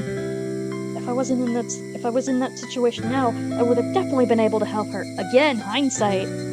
But it was already all over.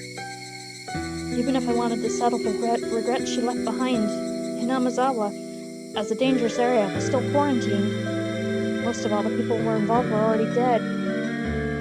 Aw, well, thank you. But the few that did remain, spread around the country, unable to be traced. That stage of the tragedy was still off limits as well. Police investigation was put on hold, the case slowly being buried in the sands of time. Just like how I wouldn't have known unless Oshi had asked me about it. Akasaka-san, are you okay? No, he is not okay. At some point, Oshi had returned with a notebook in hand. Until I saw the expression on Oshi's face, I hadn't realized I was in tears. I never realized she wanted help. Akasaka-san, calm down. But it's all too late now. Aw, thank you. She was killed in such an atrocious manner. She was counting on me, but I couldn't save her. Okay, protagonist-kun. I couldn't save her. I might be at fault for not building up an amicable relationship with the village. If Rika Furude had told me about it, I might have been able to extend a helping hand. I wasn't able to build up enough trust for that. That's something I regret. When Oishi-san said the word trust, it weighed on me even more. Yes, she had given me her trust. She had trusted me, meaning that she thought that I would be able to ward off the fate of an unforeseen death. Fate of her foreseen death. Again, why are you putting all this pressure on yourself? Well, you are a guilty man. She believed in that. I cried. I fell into my hands and knees and began to bawl. Eventually, Oishi spoke quietly. Akasaka-san, does it upset you? Yeah! Yeah, it does! It does! Then, there's only one way worth mentioning for Rika Furude to have her revenge. Is there really a way to do that?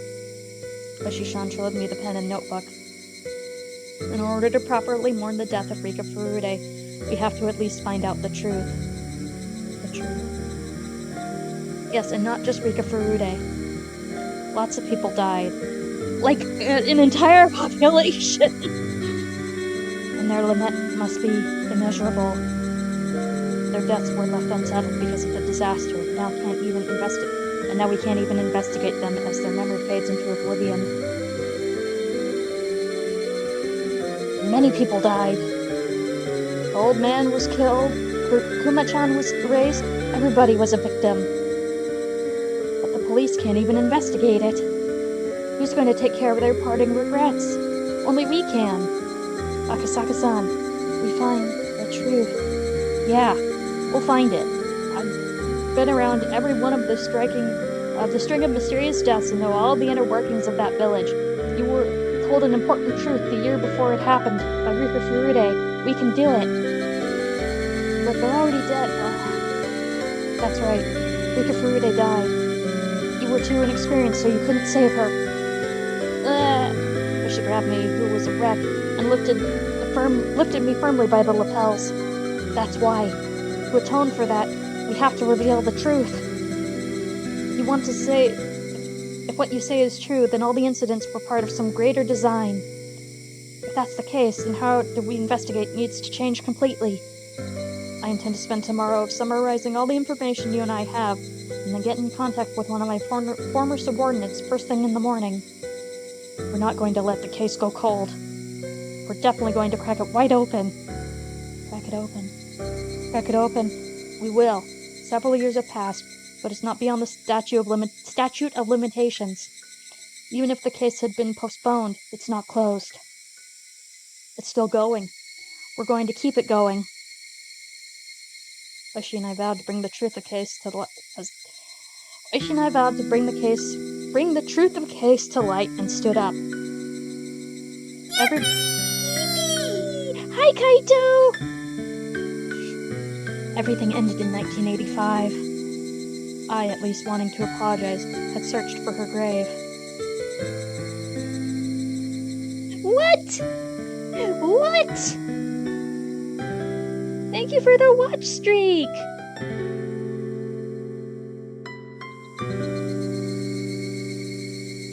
I'm doing pretty okay. I hope you are too. After the state autopsy, her remains were entrusted to one of the shrine's followers. In the future, when the quarantine on the Hinamazawa area was lifted, they would be returned to her family grave.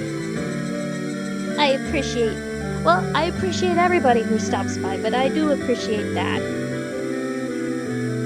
However, unsure of who exactly took the remains of Rika Furude until today, couldn't even apologize to her.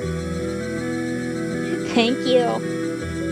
In the future, when the quarantine on Hinamazawa is lifted, all I could do was wait until whoever that person is, returned it to the grave. What I could do right now was not apologize to her. Instead, until I was able to meet her again, I would reveal the truth and dispel her regrets. Even now, the sporadic eruptions of gas in the Hinamazawa area meant that the prospect of the quarantine being lifted wasn't happening anytime soon. Most likely, it seemed like she had no intention of meeting me again, until I found the truth. That's why the quarantine wouldn't be lifted. Or so I thought. Until the day I grasped the truth. It was the following year. Oishi and I co-authored a book on a string of mysterious deaths leading up to the great Hinamazawa disaster. I decided on the title, Higurashi, When They Cry. Oh, really? Is that how we got here? That was because of those few days that I was in Hinamazawa. The sound that I remember the most was the cry of the Higurashi. I only wish that based on this book, those people involved with the incident would refresh their memories and bring to light a new truth. And more importantly, that nothing like this ever happens again. I wrote this in the afterword. Why did this tragedy happen? We can't reach the truth by ourselves.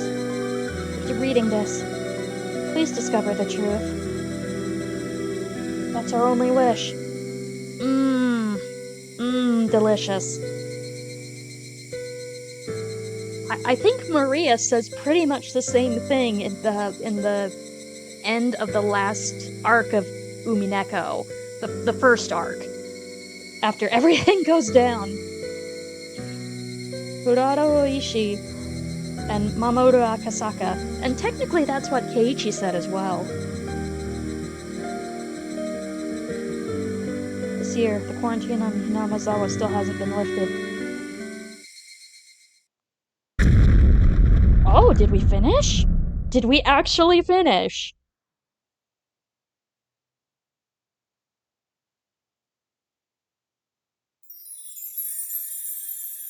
Oh, wow. Okay. Neat. All cast review session has become available.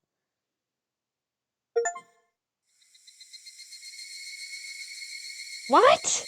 Okay, I am gonna flip through the tips because I think I missed one. Yeah, we'll do the cast review session. But first, few tips.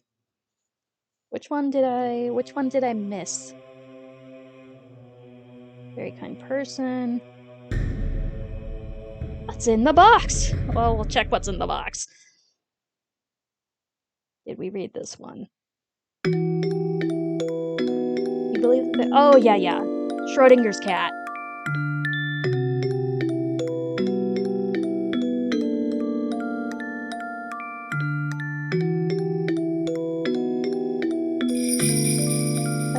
Oh, I don't think I did this. Let's open the blue box. Have you thought about it? In the end, you chose this color, didn't you? As soon as you choose, the other box disappears, so you can give up on the contents of that one, okay? That's the rule. Now open the box you choose. Inside the box there was a stick of chewing gum. I know you're a little disappointed. Well, it's blue, though. I like blue. Well, that's only natural. No matter how you look at it, it's like you drew a dud. The correct box might have been a bar of chocolate in it, for all you know. No, in fact, something incredible like a pair of tickets to Hawaii might have been in there. And even if you wanted to verify that, the other box has already disappeared. Yeah, again, Schrodinger's cat.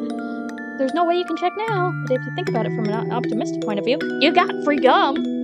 Just maybe the other box was empty. And this box is the winner.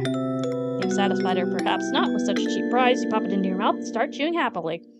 So what do you think in the end? If you were given a second chance, would you try to open the other box? But unfortunately, the chance to choose between the red box and the blue box has come and gone, never to be seen again, unless I do the tip again. The chance to change your selection will never come. Don't your parents, blah blah blah. See? Choices aren't that great after all. Aren't you a little disillusioned now? Yeah, this is totally Rika talking. Oh, did I miss some tips? Like, what did I say? We were gonna start with some tips and then never go back to them? That might have been what happened. Glint in the demon's eye. Yes. So the wake will be from 6 p.m. tomorrow. The service will be the day after until noon. The venue is Okanome Hall. See, it's grandson's funeral. Oh! Ikezawa's grandson's funeral we're talking about. We have to pay our respects. Mion, I'll have you go in my seat. Okay. Okay, got it. Should I wear the mourning clothes? How much should I bring for the funeral offering? You can go in your school uniform. Make sure you button it up properly. For the money, 50? No, 100,000 yen. They've done a lot for us. Mion quietly whistled in awe of the exorbitant amount of money her grandmother was offering. Ikezawa-san's been a prudent person ever since his days as head of the Okonomiya Municipal Office. Even though the government paid me to visit, they'd always stay outside. But whenever I offered Ikezawa a cup of tea, he'd come inside and carefully listen to what I had to say. He's always lent a proper ear to what people had to say. Others should learn from a person like him. Two guests made a show of nodding, making it clear that they were paying attention as Oryu reminisced. The sight of them trying not to get on Oryu's bad side was humorous enough to elicit laughter from Mion occasionally. How young was Deputy Mayor Ikezawa's grandson when he died? 11 years old. Aw, the poor kid. Oryu closed her eyes and shook her head lightly, lamenting the loss of such a young life. If I recall correctly, he said he only had one grandchild. How sad. There's nothing worse for a parent than outliving their offspring. You're really nice to other people, Granny. If Shion or I died, would you be this sad? Don't be stupid. Saying something like that is bad luck. Having gotten the reaction she expected, Mion cackled. The two guests, unsure if they were supposed to laugh along, instead forced awkward smiles. We'll take our leave today, then. We'll be by tomorrow evening at 5 o'clock to pick you up. Until then, please excuse us. After bowing their heads repeatedly, the guests left by the front door. Mion saw them off, waving her little hand goodbye. They're gone. It must be rough for them to pay you a courtesy visit, Granny. It would have been fine if they just broke the news over the phone. Well, it's true that Oryu Sonozaki was central person to both her relatives, and that the residents of Hinamizawa Village as a whole. As a voting bloc, they numbered in several thousands. It wasn't hard to imagine the mayor would try to pander to her. Unlike Mion, however, Oryu was looking up longingly at the sky from the veranda. What's the matter? Are you going senile? Uh-huh. I just thought that no matter whose grandchild it is, I'd feel sorry for them. Saying that, she let out a deep sigh. Mion was let down, as normally her grandmother would have scolded her for her attitude. Mion, you know that, the minister's grandson.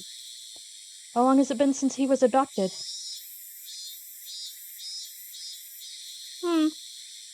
4 days, maybe? Oh. Okay, so this is 1978. Oryu let out another deep sigh. Maybe the grandchild of our bitter enemy, but I still feel sorry for him. Really? So she's tiny right now. That's enough of a warning. We should bring this to an end soon. Good. The playful expression drained from Mion's face, leaving behind a stern one. Then, as if to assert Oryu's will, looked into her eyes. Oryu, expressing her intention with those eyes, looked back into Mion's. I wanted some tea. Could you call for some? Some of that chocolate, too. Mion gave a small nod, then turned around. Himiko-san, are you there? Grandma wants some tea. Could you prepare some? From far away, a voice responded in affirmation. Mion, after confirming she'd been heard, picked up the phone and began dialing. Hello? This is Mion. Yeah. Is my father there? Uh-huh. Uh-huh. Okay. Okay, I think we already checked this one, but we'll do it anyway. Patient submitted. Yep. Calls at fixed times. Yesterday she teased. Too busy to call. Oh, yeah. I checked this one, so maybe there's one before it.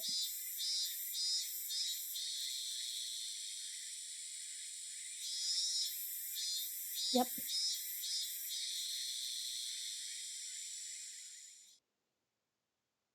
So let's go.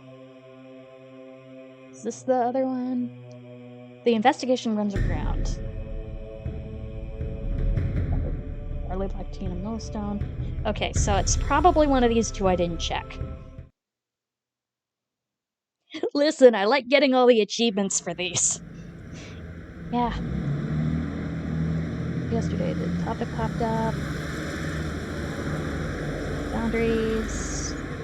Safety. Oh, openly uncomfortable about.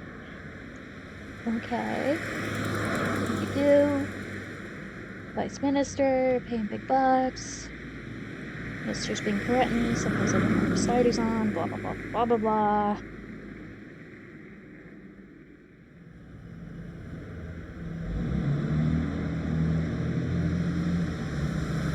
We want to investigate. Don't have the resources for that.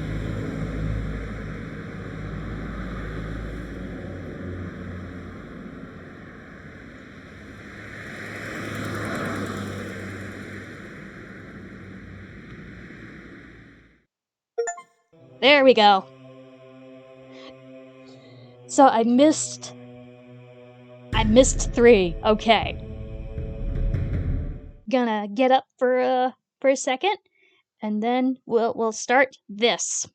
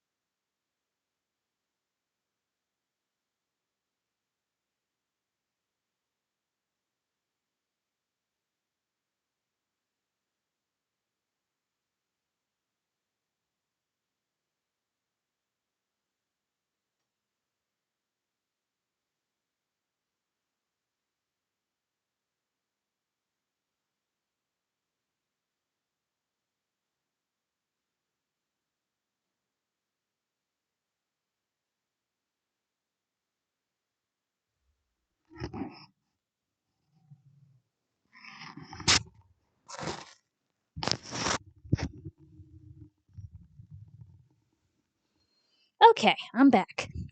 So, I'm assuming that this probably won't take as long to finish up.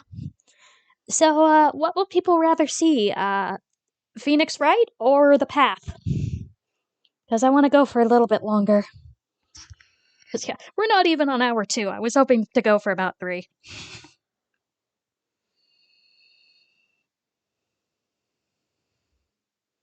But anyway, all cast review session.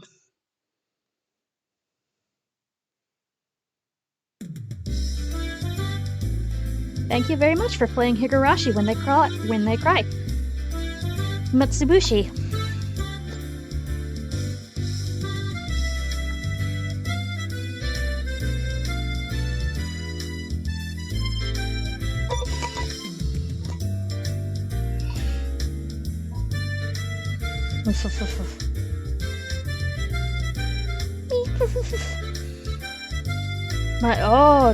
My oh my, no matter what anybody else says, I was the star of this scenario this time. Yeah, it was supposed to be Shion's chapter, but somebody changed their mind. On top of that, they added some nice jazzy theme music. If you can't laugh here, where can you laugh? Nya ha ha ha. Anyways, hasn't there been too much of you lately, Oishi? Huh? What do you mean by that? Rika-san. Rip. She meant that literally. It's rather impudent of you to try and hog the spotlight here, even though you've already had all that screen time. Yeah, we didn't see, anybody else. And does Keiichi still not have a sprite? Does he still not is he still a ghost? Are we halfway through the series and he's still a ghost? Besides Rika-chan, who was the main heroine, everybody else didn't really have any appearances, did they? As much as I would have loved to see everybody be younger. I heard that this time the scenario was a bit of a side story, but I don't think that they would leave out the main cast so much. Yeah, I think what might have happened at least, is our main creator was like, oh, wait, what if I did this and pushed it in here because, have you all been noticing a theme? To really go with, what might happen later. I heard that, You didn't have it so bad, Neon-san. You were at least in a couple of the tips. At least you had a few appearances, did you not? Yeah, right. Both Rena-san and I didn't even have a cameo. Does Keiichi even have a body? Rena still shows up on the covers a lot, so she's still okay. Exactly what are you trying to say then? Don't worry, Satoko, you're still one of my favorite characters in this franchise. That I was the only one outcast with no appearance? Is that it? Ipa! Yeah. Bleh. They only treated me horribly. Bleh. How sad. They'll probably just keep treating you worse and worse until you finally drop down to a supporting role.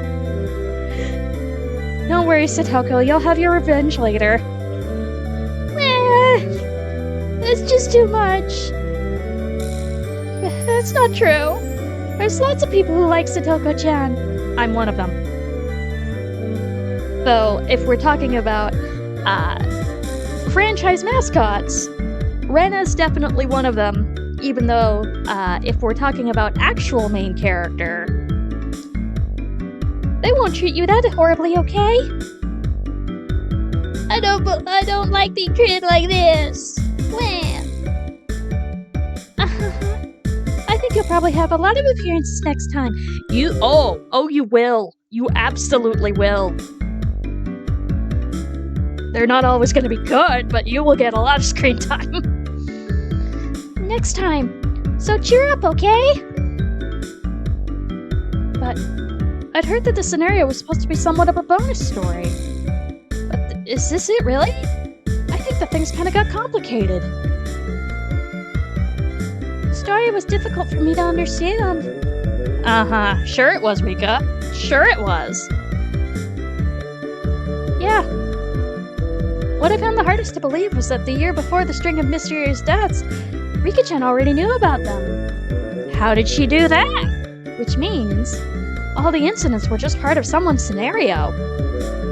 That's a pretty important piece of information.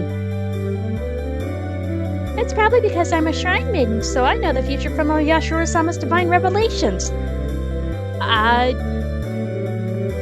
Ish?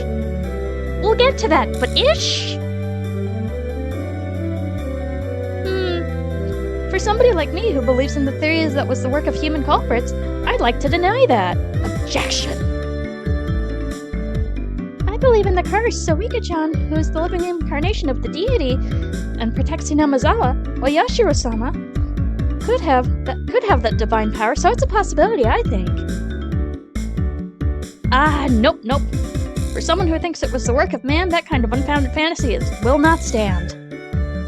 All the incidents were caused by people. There's no curse or magic or aimbots or cheat codes. Cheat codes? It would be wonderful if I could use magic, though. Oh ho! We'll get to that when we get to Umineko. I wonder if he was already planning a bit of Umineko this early. If it's Rika-chan, I could go along with that. How? Well, for people who believed it was the work of humans, the ending was a big revelation. From the first incident until Rika-chan was killed in the Great Disaster, everything was scripted. Knowing that it's all one big incident vastly increases the amount of material you can hypothesize with. I love that he's just like, oh, you want to theorize? You want to theorize my big visual novel script? Have at it. I think that the prophecy is proof itself that Rika-chan has some divine power. In other words, proof that there's some mysterious power at work here in Hinamazawa. I think it's proof that the incidents weren't all the work of humans alone. The inside of my head is so muddled, I don't know what's going on. Oh, that's right, more importantly, that expression that Rika-chan was wearing this time. That was super scary, wasn't it?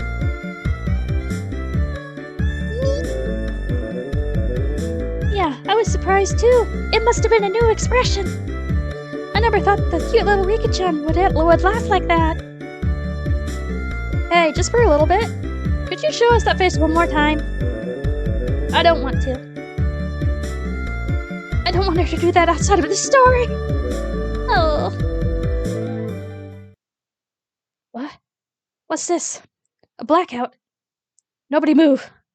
Any weird movements, and you'll come face to face with a combo trap that takes you from a pendulum to a landmine to an electric chair with a buzzsaw?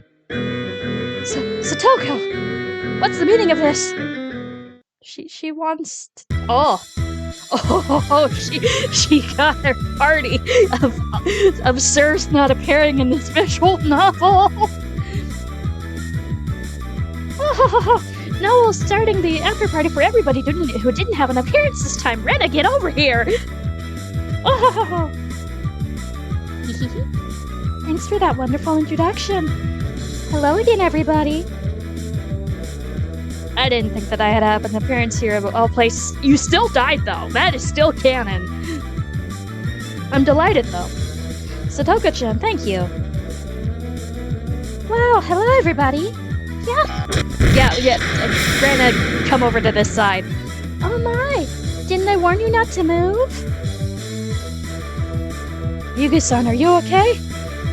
Hojo-san, you didn't have to go this far. Oh! Grudge of somebody not making an appearance is a terrible thing. Satoko has lots of appearances in the main scenario. Satoko had lots of appearances in the main scenario. Grudge of somebody not making an appearance. Damn it! When was she able to set all these mini traps during her not screen time? Maybe that's when the place was selected as the venue for the after party. At the point my traps were already set. Oh, oh, I know. There's somebody behind you pulling the strings. There is, isn't there? Come out. Hi, Shion. Hello, my sister. How are you doing? Oh, it's Shion-chan, hello! Yeah? Stop! Oh, Rin, please. I feel sorry for her falling into the same trap twice. I thought it was you, Shion. Even though you're penciled in to be the main character for the next scenario, this is an outrage. Now you've gone and done it. Even though it's only a bonus scene before the answer arcs, I can't let my sister have all the appearances. I'm not that generous, you know? Oh, Shion, you are gonna have a heck of a time being the main character. I'm excited. Well, in any case, I'll just let Satoko start her little something-something. Shion, what is it that you want? Let's just say I'm securing myself a little safety buffer. The other day, for some reason, you were steadily getting more votes in the popularity poll. Oh. Yep. In the first half of the Wat Nagashi chapter, there were a lot of people getting infatuated with Mi-chan. When your malicious side made its appearance, all the players finally started noticing my charm. Satoko also earned a good reputation during the Tategoshi Goroshi arc. There. Tategoshi arc. Okay. Rena and Rika-chan have a strong baseline of support. Your popularity has long since faded away. No, you're actually. If I were to say my favorite characters, it's there are pairs of characters. I'm not saying they're romantic pairs, but there are pairs of characters I really like that are my top 3. And then I basically like everybody.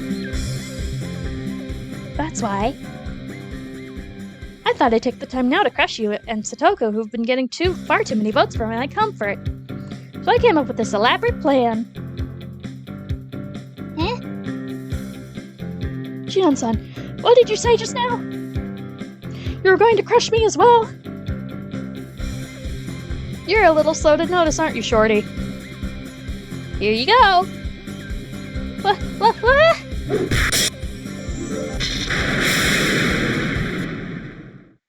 Hehehe. Goodbye, all you regulars. Hello to all you irregular folk. All the main characters are done for. Shion-chan, you don't have to go that far. Probably. Now, Jira-san. It's interesting, so let it be. Oh, she is here with the popcorn? The number of appearances for both of us is going to go up, you know? Jira-san, do you not like being by my side? Ah-ha-ha-ha-ha, that's not true. Uh-huh. Uh-huh. Kie-sensei! Did she pay you off too? I'm sorry, Ryugu-san. Shion said she would make a new segment called Teach Me, Chie-sensei, starting from the next scenario. So I hope that exists, actually. I hope as a joke it exists.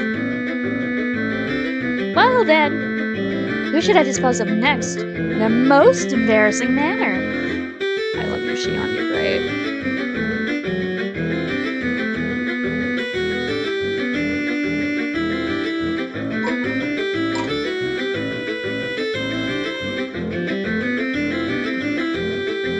Maybe Satoko, since she helped me set all this up?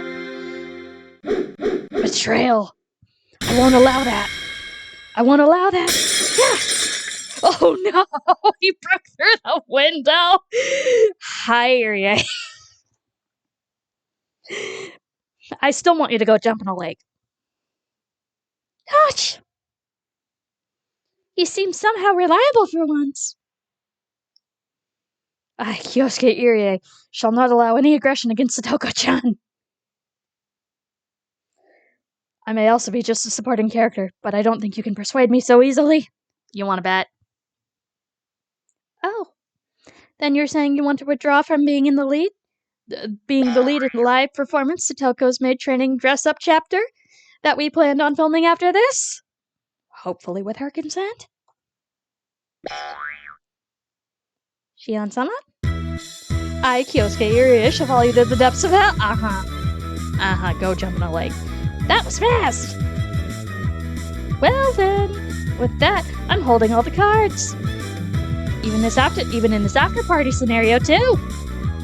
I'll have everything proceed as I see fit. Huh? We're missing somebody. Are we missing Keiichi's ghost? Shion-sama. Rana-san isn't here. Get him, Reina. She escaped at some point. There she is. Ryugu-san. Didn't I just tell you shouldn't move? Rana-chan.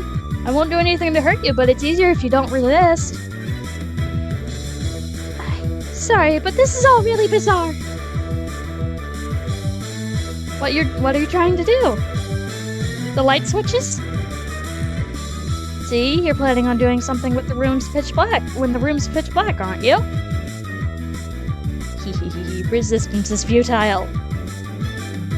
Rana-san, you should stop your pointless resistance and just come along peacefully. Do not.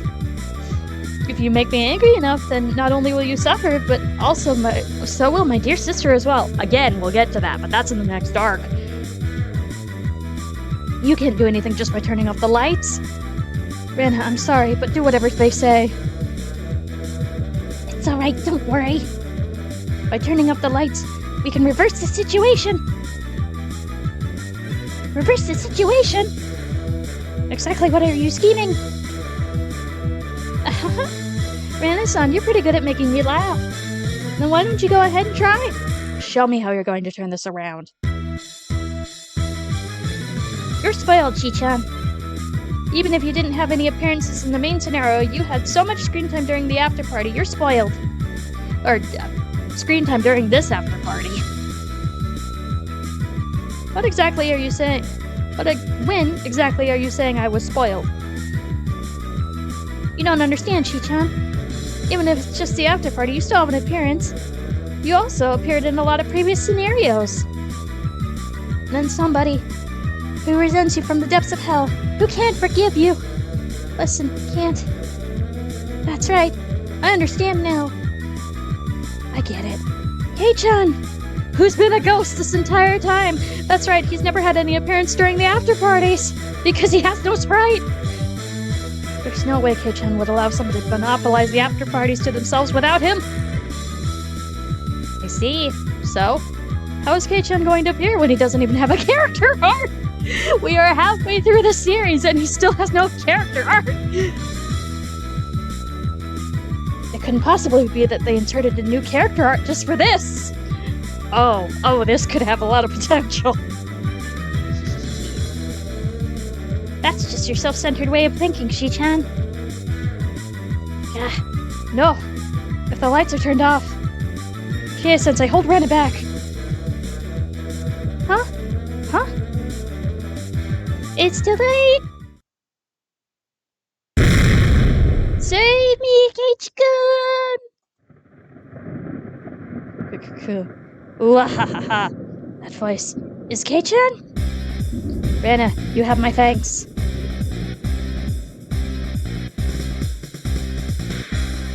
Even when the moon abandons the land and shrouds it in true darkness.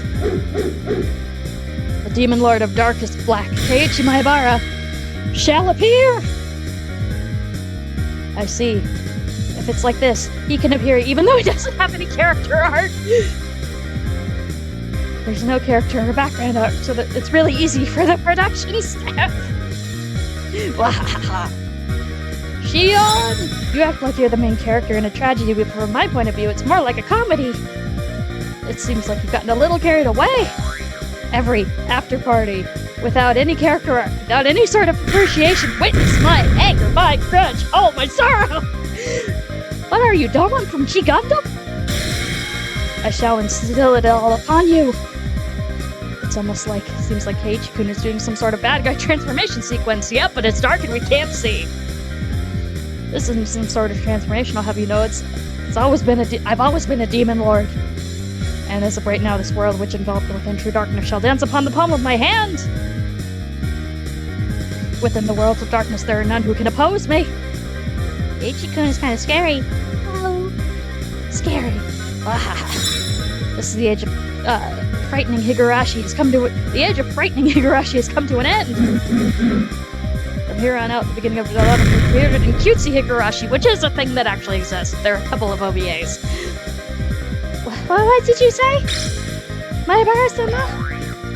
Bring me with you! Oh, hi, Yurie. You know it, Coach. Then as a first step, I shall show the Dr. Coach my power. Hard. Yeah. How is this?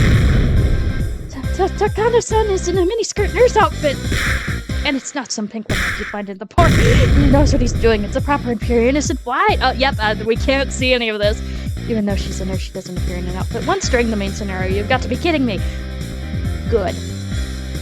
Well then, because I know actual nurses get really annoyed by that. On to the next target.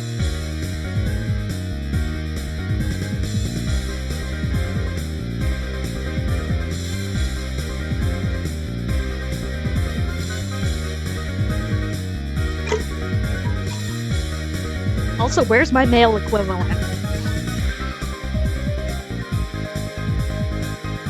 Rena! This hasn't changed the situation at all.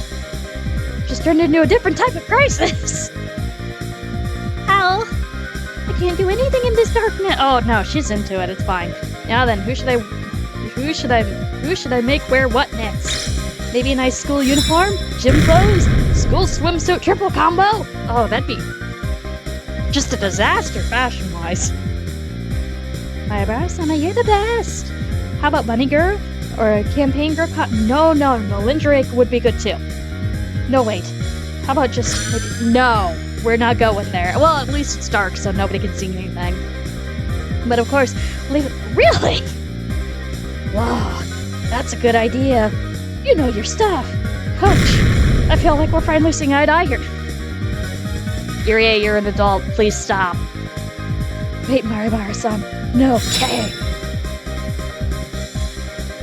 Call me ill from now on. Call me Dr. Eel. Hey, you can't forget about us. Tommy and Corrado already in your sight. Oh no.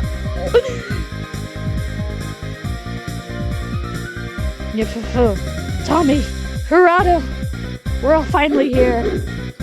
Elite Four have arrived. The wrong Elite Four. Finally, with Kay at their head, the evil Elite Four made their grand entrance. With the complete darkness, the demon lord of the darkest blade, Keiichi Maibara, is finally able to reach the surface world. His magical power is without equal because the lights are up. In darkness, nobody could stand against him. All must bow. With the heroines unable to escape this darkness and be forced to submit the will of the demon lord, forced to wear embarrassing outfit after embarrassing outfit that we, the audience, cannot see, and I'm grateful for that. Being used as life-size dress-up dolls for all eternity? That's great. More. By the way, the school swimsuits are a classic type, right? I won't forgive you if they're the competitive swimming style. Damn it. Shion! Thanks to you, I ended up like this, so do something about it. That's alright, sis. Kei-chan isn't the only one who can unleash his true power amid the darkness. Huh? Do we have such a convenient ally? Oh, we do, actually. Yeah, you're rather impertinent, Shion Sonozaki. Also, you were expecting help from the principal. That's too bad. This is the ultimate desire of young men. If you call yourself a man, do your best. It's written on a nice little authorization slip here. Of course, you won't be able to rely on the newcomer Akasaka-san either. You know who else we haven't met? Oh, Yashiro-sama.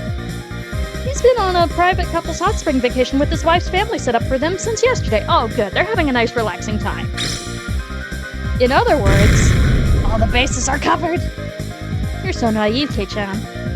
Even characters who haven't had art reveal their true forms in darkness. Chie-sensei! That's how it is, Mayabara-kun. It's dark, so I can't really tell. It seems like she is Sensei's up. Oh, so remember how I said she was based off of a character from, I think it was either Tsukihime or Garden of Sinners. What are those? All those swords in her hands. They couldn't be. Anymore, then that's a secret. So yeah, he actually did get permission to use her as a reference. Mayabara-kun? That's just a little too much mischief on your part. So I'm actually delighted that they're like, no, here's her other appearance that we can't show. The church can't overlook any more of this. Wait a minute. This here. There's no way, right? That's cheating. It's against the rules. This is the wrong franchise. Hey, she can't do this, right? Wait, you can't use the big one. Huh? Her arc drive has startup invincibility? With the 7 hole? Oh. Yeah, rip. Type moon activate. Beautiful. Beautiful.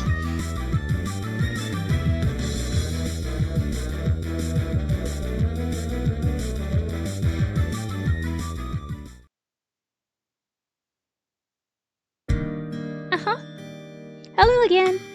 Thank you very much for playing Higurashi When They Cry, Himatsubushi. Bleh.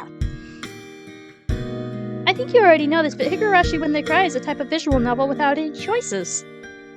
Therefore, compared to adventure-type visual novels with branching routes to take, it's much closer to the experience of a book or a movie.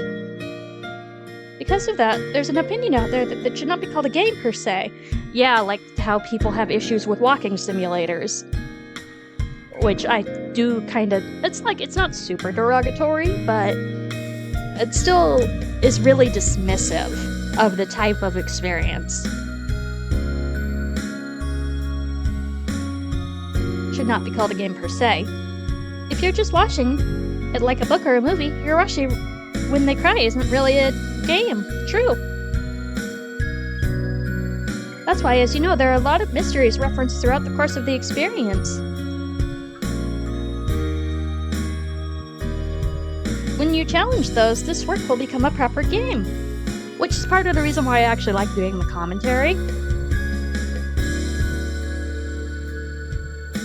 All the players have the privilege of scrutinizing this mystery-packed story from all sorts of angles. And this is true of viewers as well. For example, formatting a theory about the mysteries during the course of the story, sharing them with your friends, and receiving their theories in return could be fun. It is actually. I remember when I really got into the anime, because I had taken a break from watching anime, and then I heard about this, and it was like, oh wait, the main character dies within the first 4 episodes? That's interesting. And I just was chatting with my friend going, this, that, and whatever. It was really fun. In any case, the next chapter starts the answer arcs. We finally made it, everybody. We are halfway through the series. We tentatively called it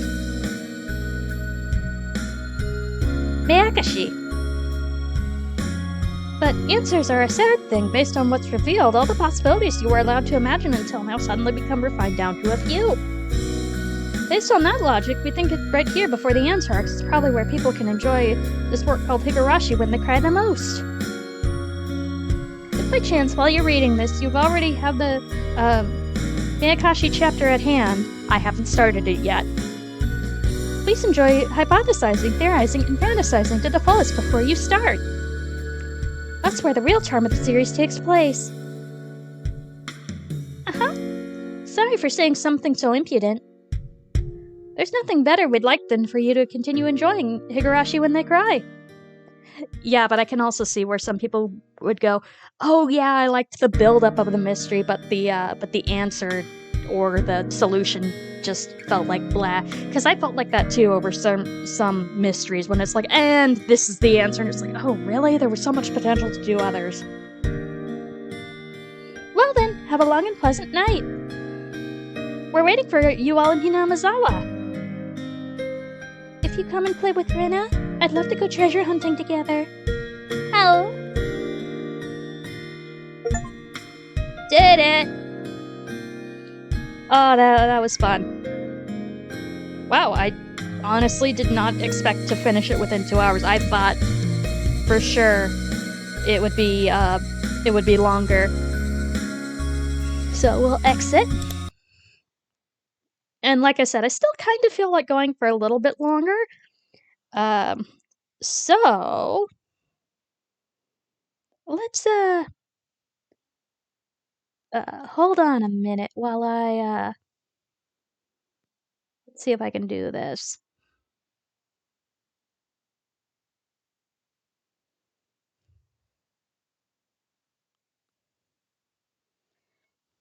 Look away from the screen for a minute, just in case. Well, no, that should be fine. Let's okay, cool. It shouldn't. Nothing is revealed. Hooray. Okay, let's change. Let's change the outfit to a PNG I have not revealed before.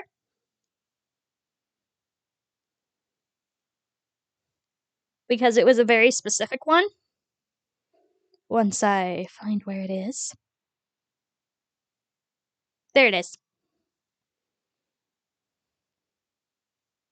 Yeah, I don't want to dox myself. That'd be silly. But I have a Little Red Riding Hood PNG. Even though there's no red to be found. I wanted to do a fairy tale one. So I kind of want to play the path for a bit. So I'm gonna do that. But yeah, all my assets are made by Marshy, who is amazing, by the way. So let's get this started. I might have to switch over to my chat app, but we'll see what happens. Oh yeah, it's probably gonna be full screen, isn't it? Okay.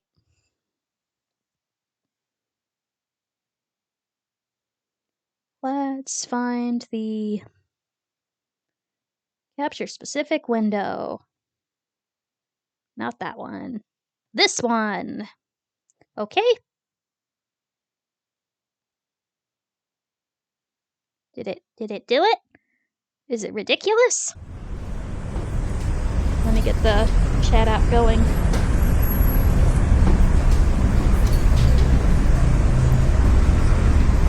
Visually, how are we doing? Okay, good. It actually formatted correctly. Hallelujah. Okay. So, speaking of walking simulators, this game was very well known for that at the time.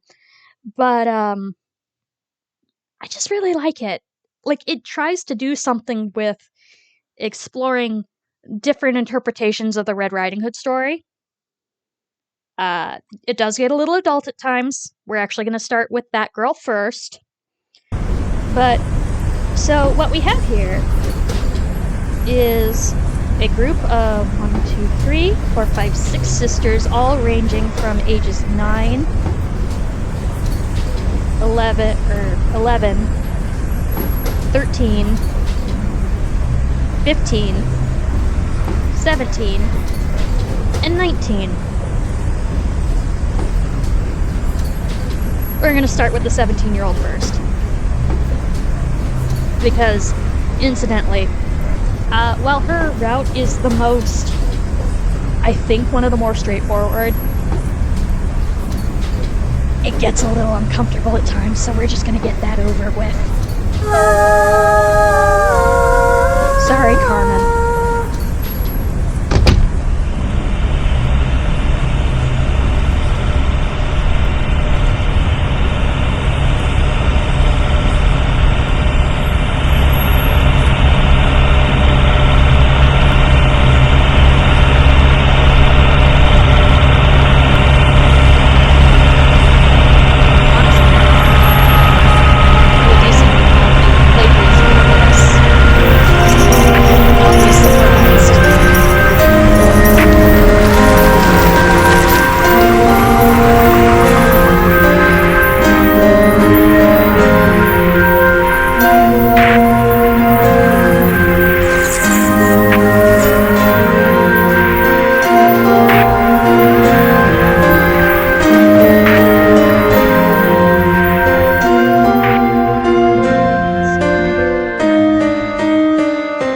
Options.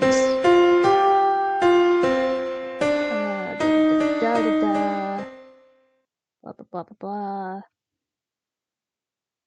Oh, sound volume. I want to fix that.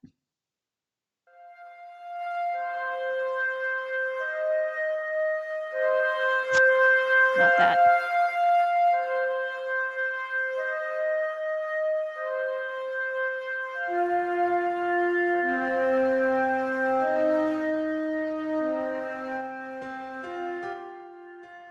There. Let's go with medium.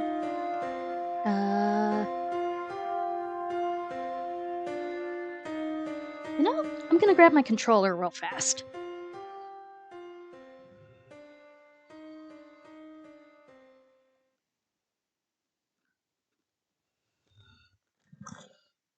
Let's see here, and then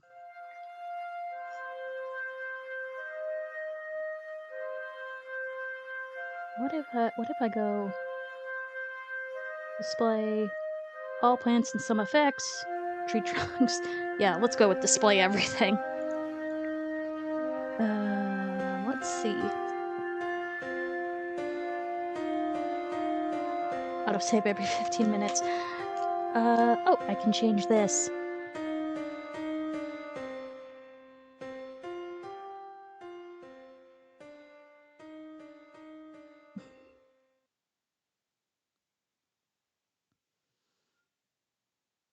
We'll keep it like that.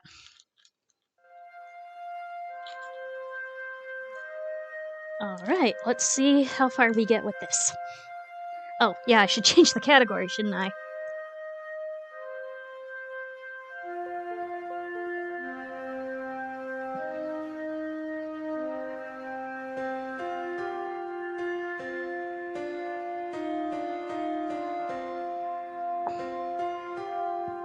One second.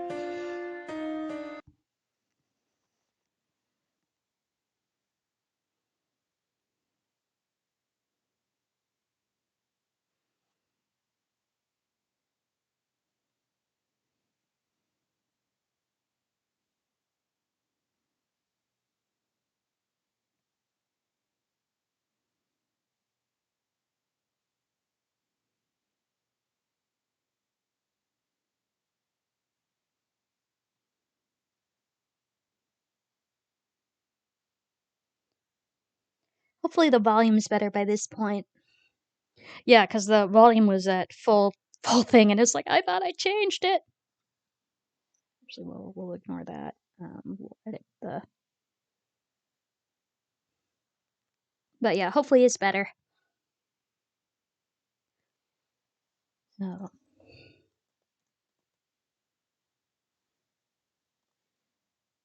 Yes, that's one. Yes, this is a mature rated game, and it may not be viewable for some viewers. Suitable for some viewers, which, you know, yeah, it goes into places.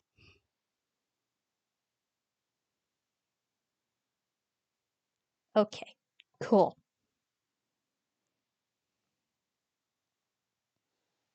Like, nothing too terrible, technically. Let's see, is it start or select or... Do you work? Yes, no, maybe so. Nope. Okay, so controller isn't really an option, but that's okay. We'll use the mouse.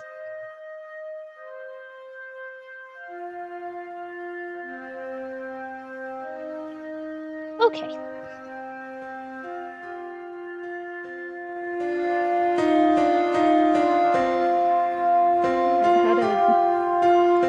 Hope it still looks okay. Wait. Oh, yeah. Everybody moves like a tank. So, let's just not do that.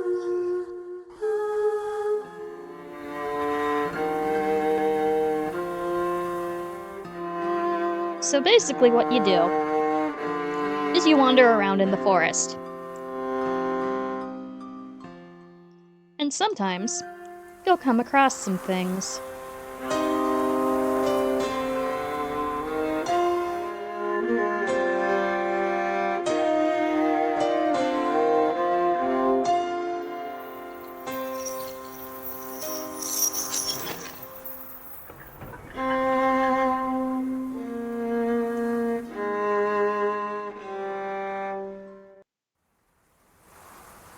a lot of this is just atmospheric.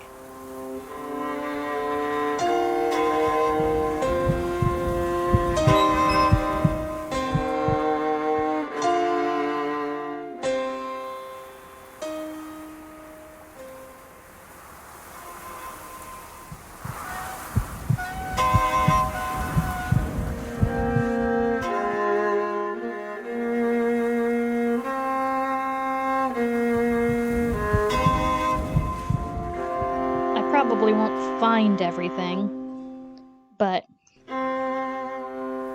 we'll do our best with it. A lot of this is just stuff for gameplay's sake. But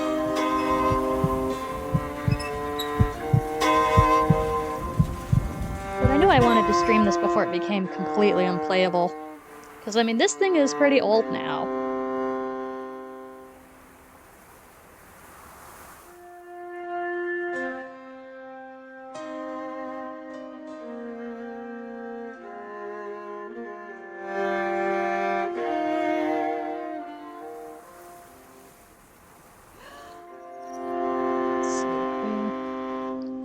Let's double check the chat. Oh, it expired. Oh no. That doesn't help.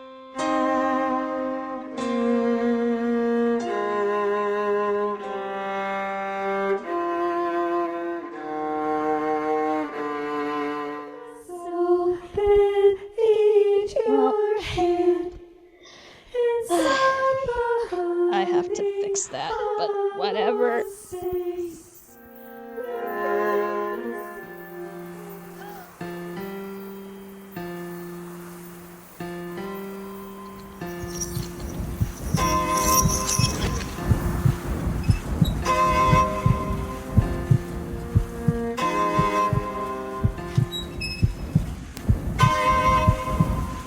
Okay, let's just get her wolf over with.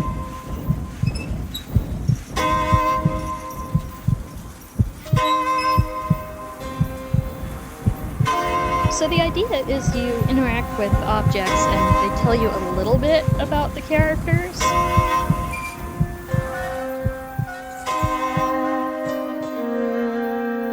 Actually, let me change the settings again.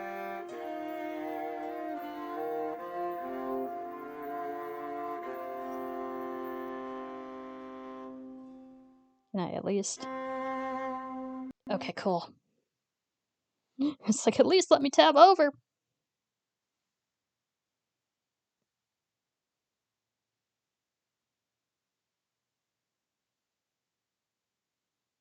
There we go. It's like, am I still stuck on full screen?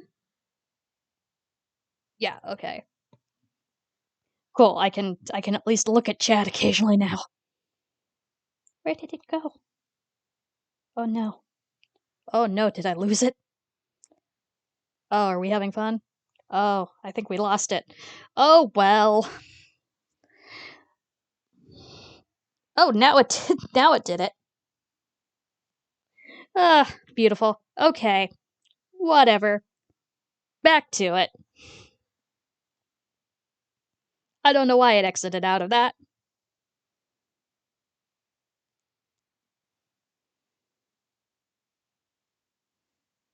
Yeah, I have a chat app on my phone, but it wasn't responding well? For some reason? Let's go back to game capture and...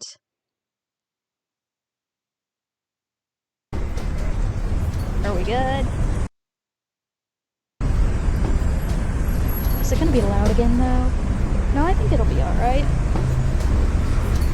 Anyway, Carmen, get back out there.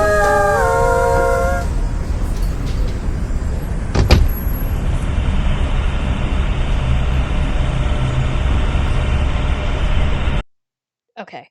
It looks like we're okay.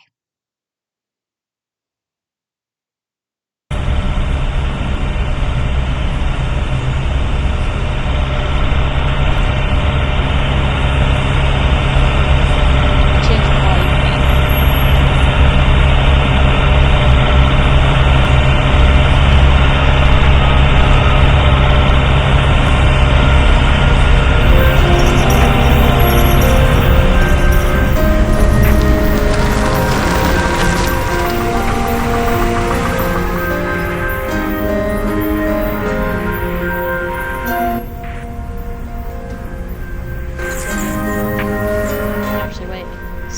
saw this.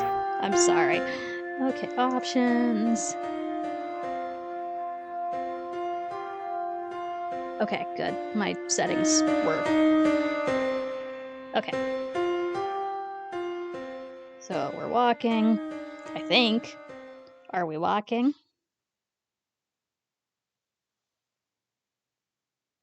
Oh, we don't want to move. Why don't we want to move? Did I mess something up?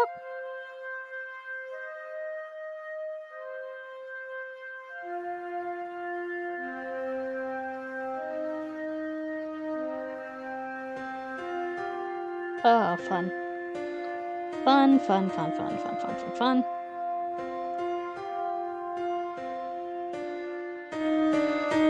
Okay. Well, I am so sad. One of these days I will stream this. Yeah, close it. That's okay.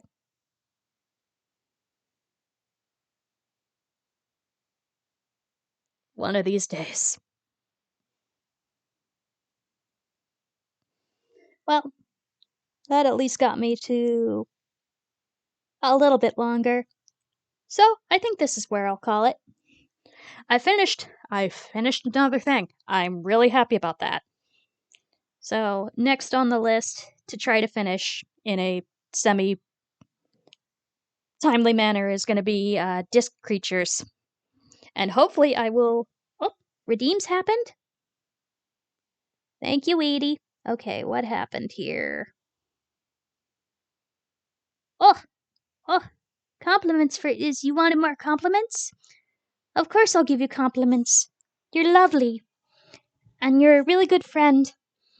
And I appreciate that you always try to make it to my streams. It really means a lot to me. You're great. I think that was you. Do I need to scoot that? And scoot that? Good, good. Okay, let's find somebody to raid, even though I have a pretty good idea of who that's gonna be.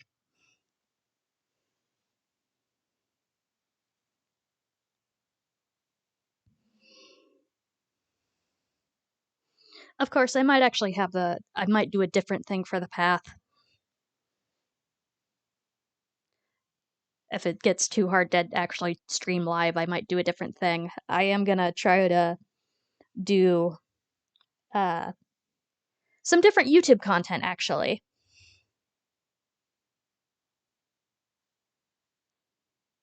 Okay, so yeah, I'm gonna try some different YouTube stuff down the line with some of the games that are harder to stream. So I'll probably use this as a test. Let's see. Yeah, yeah, we're gonna go to Shira.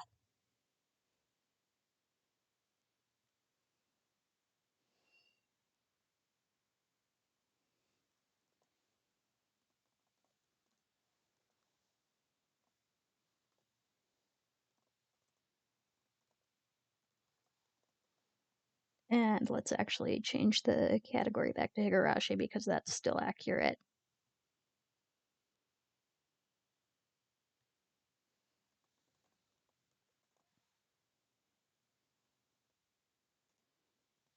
Since we didn't actually get anywhere with the path.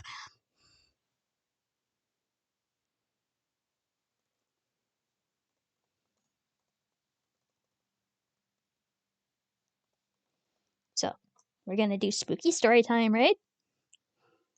And now I'm gonna send you all off to Shira. Everybody have a good rest of your day, or try to. I appreciate you all.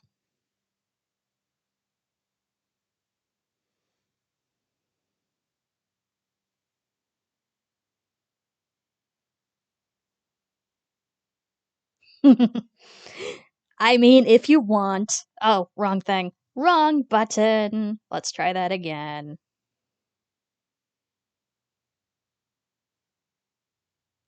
I exited out a little too early. Oops.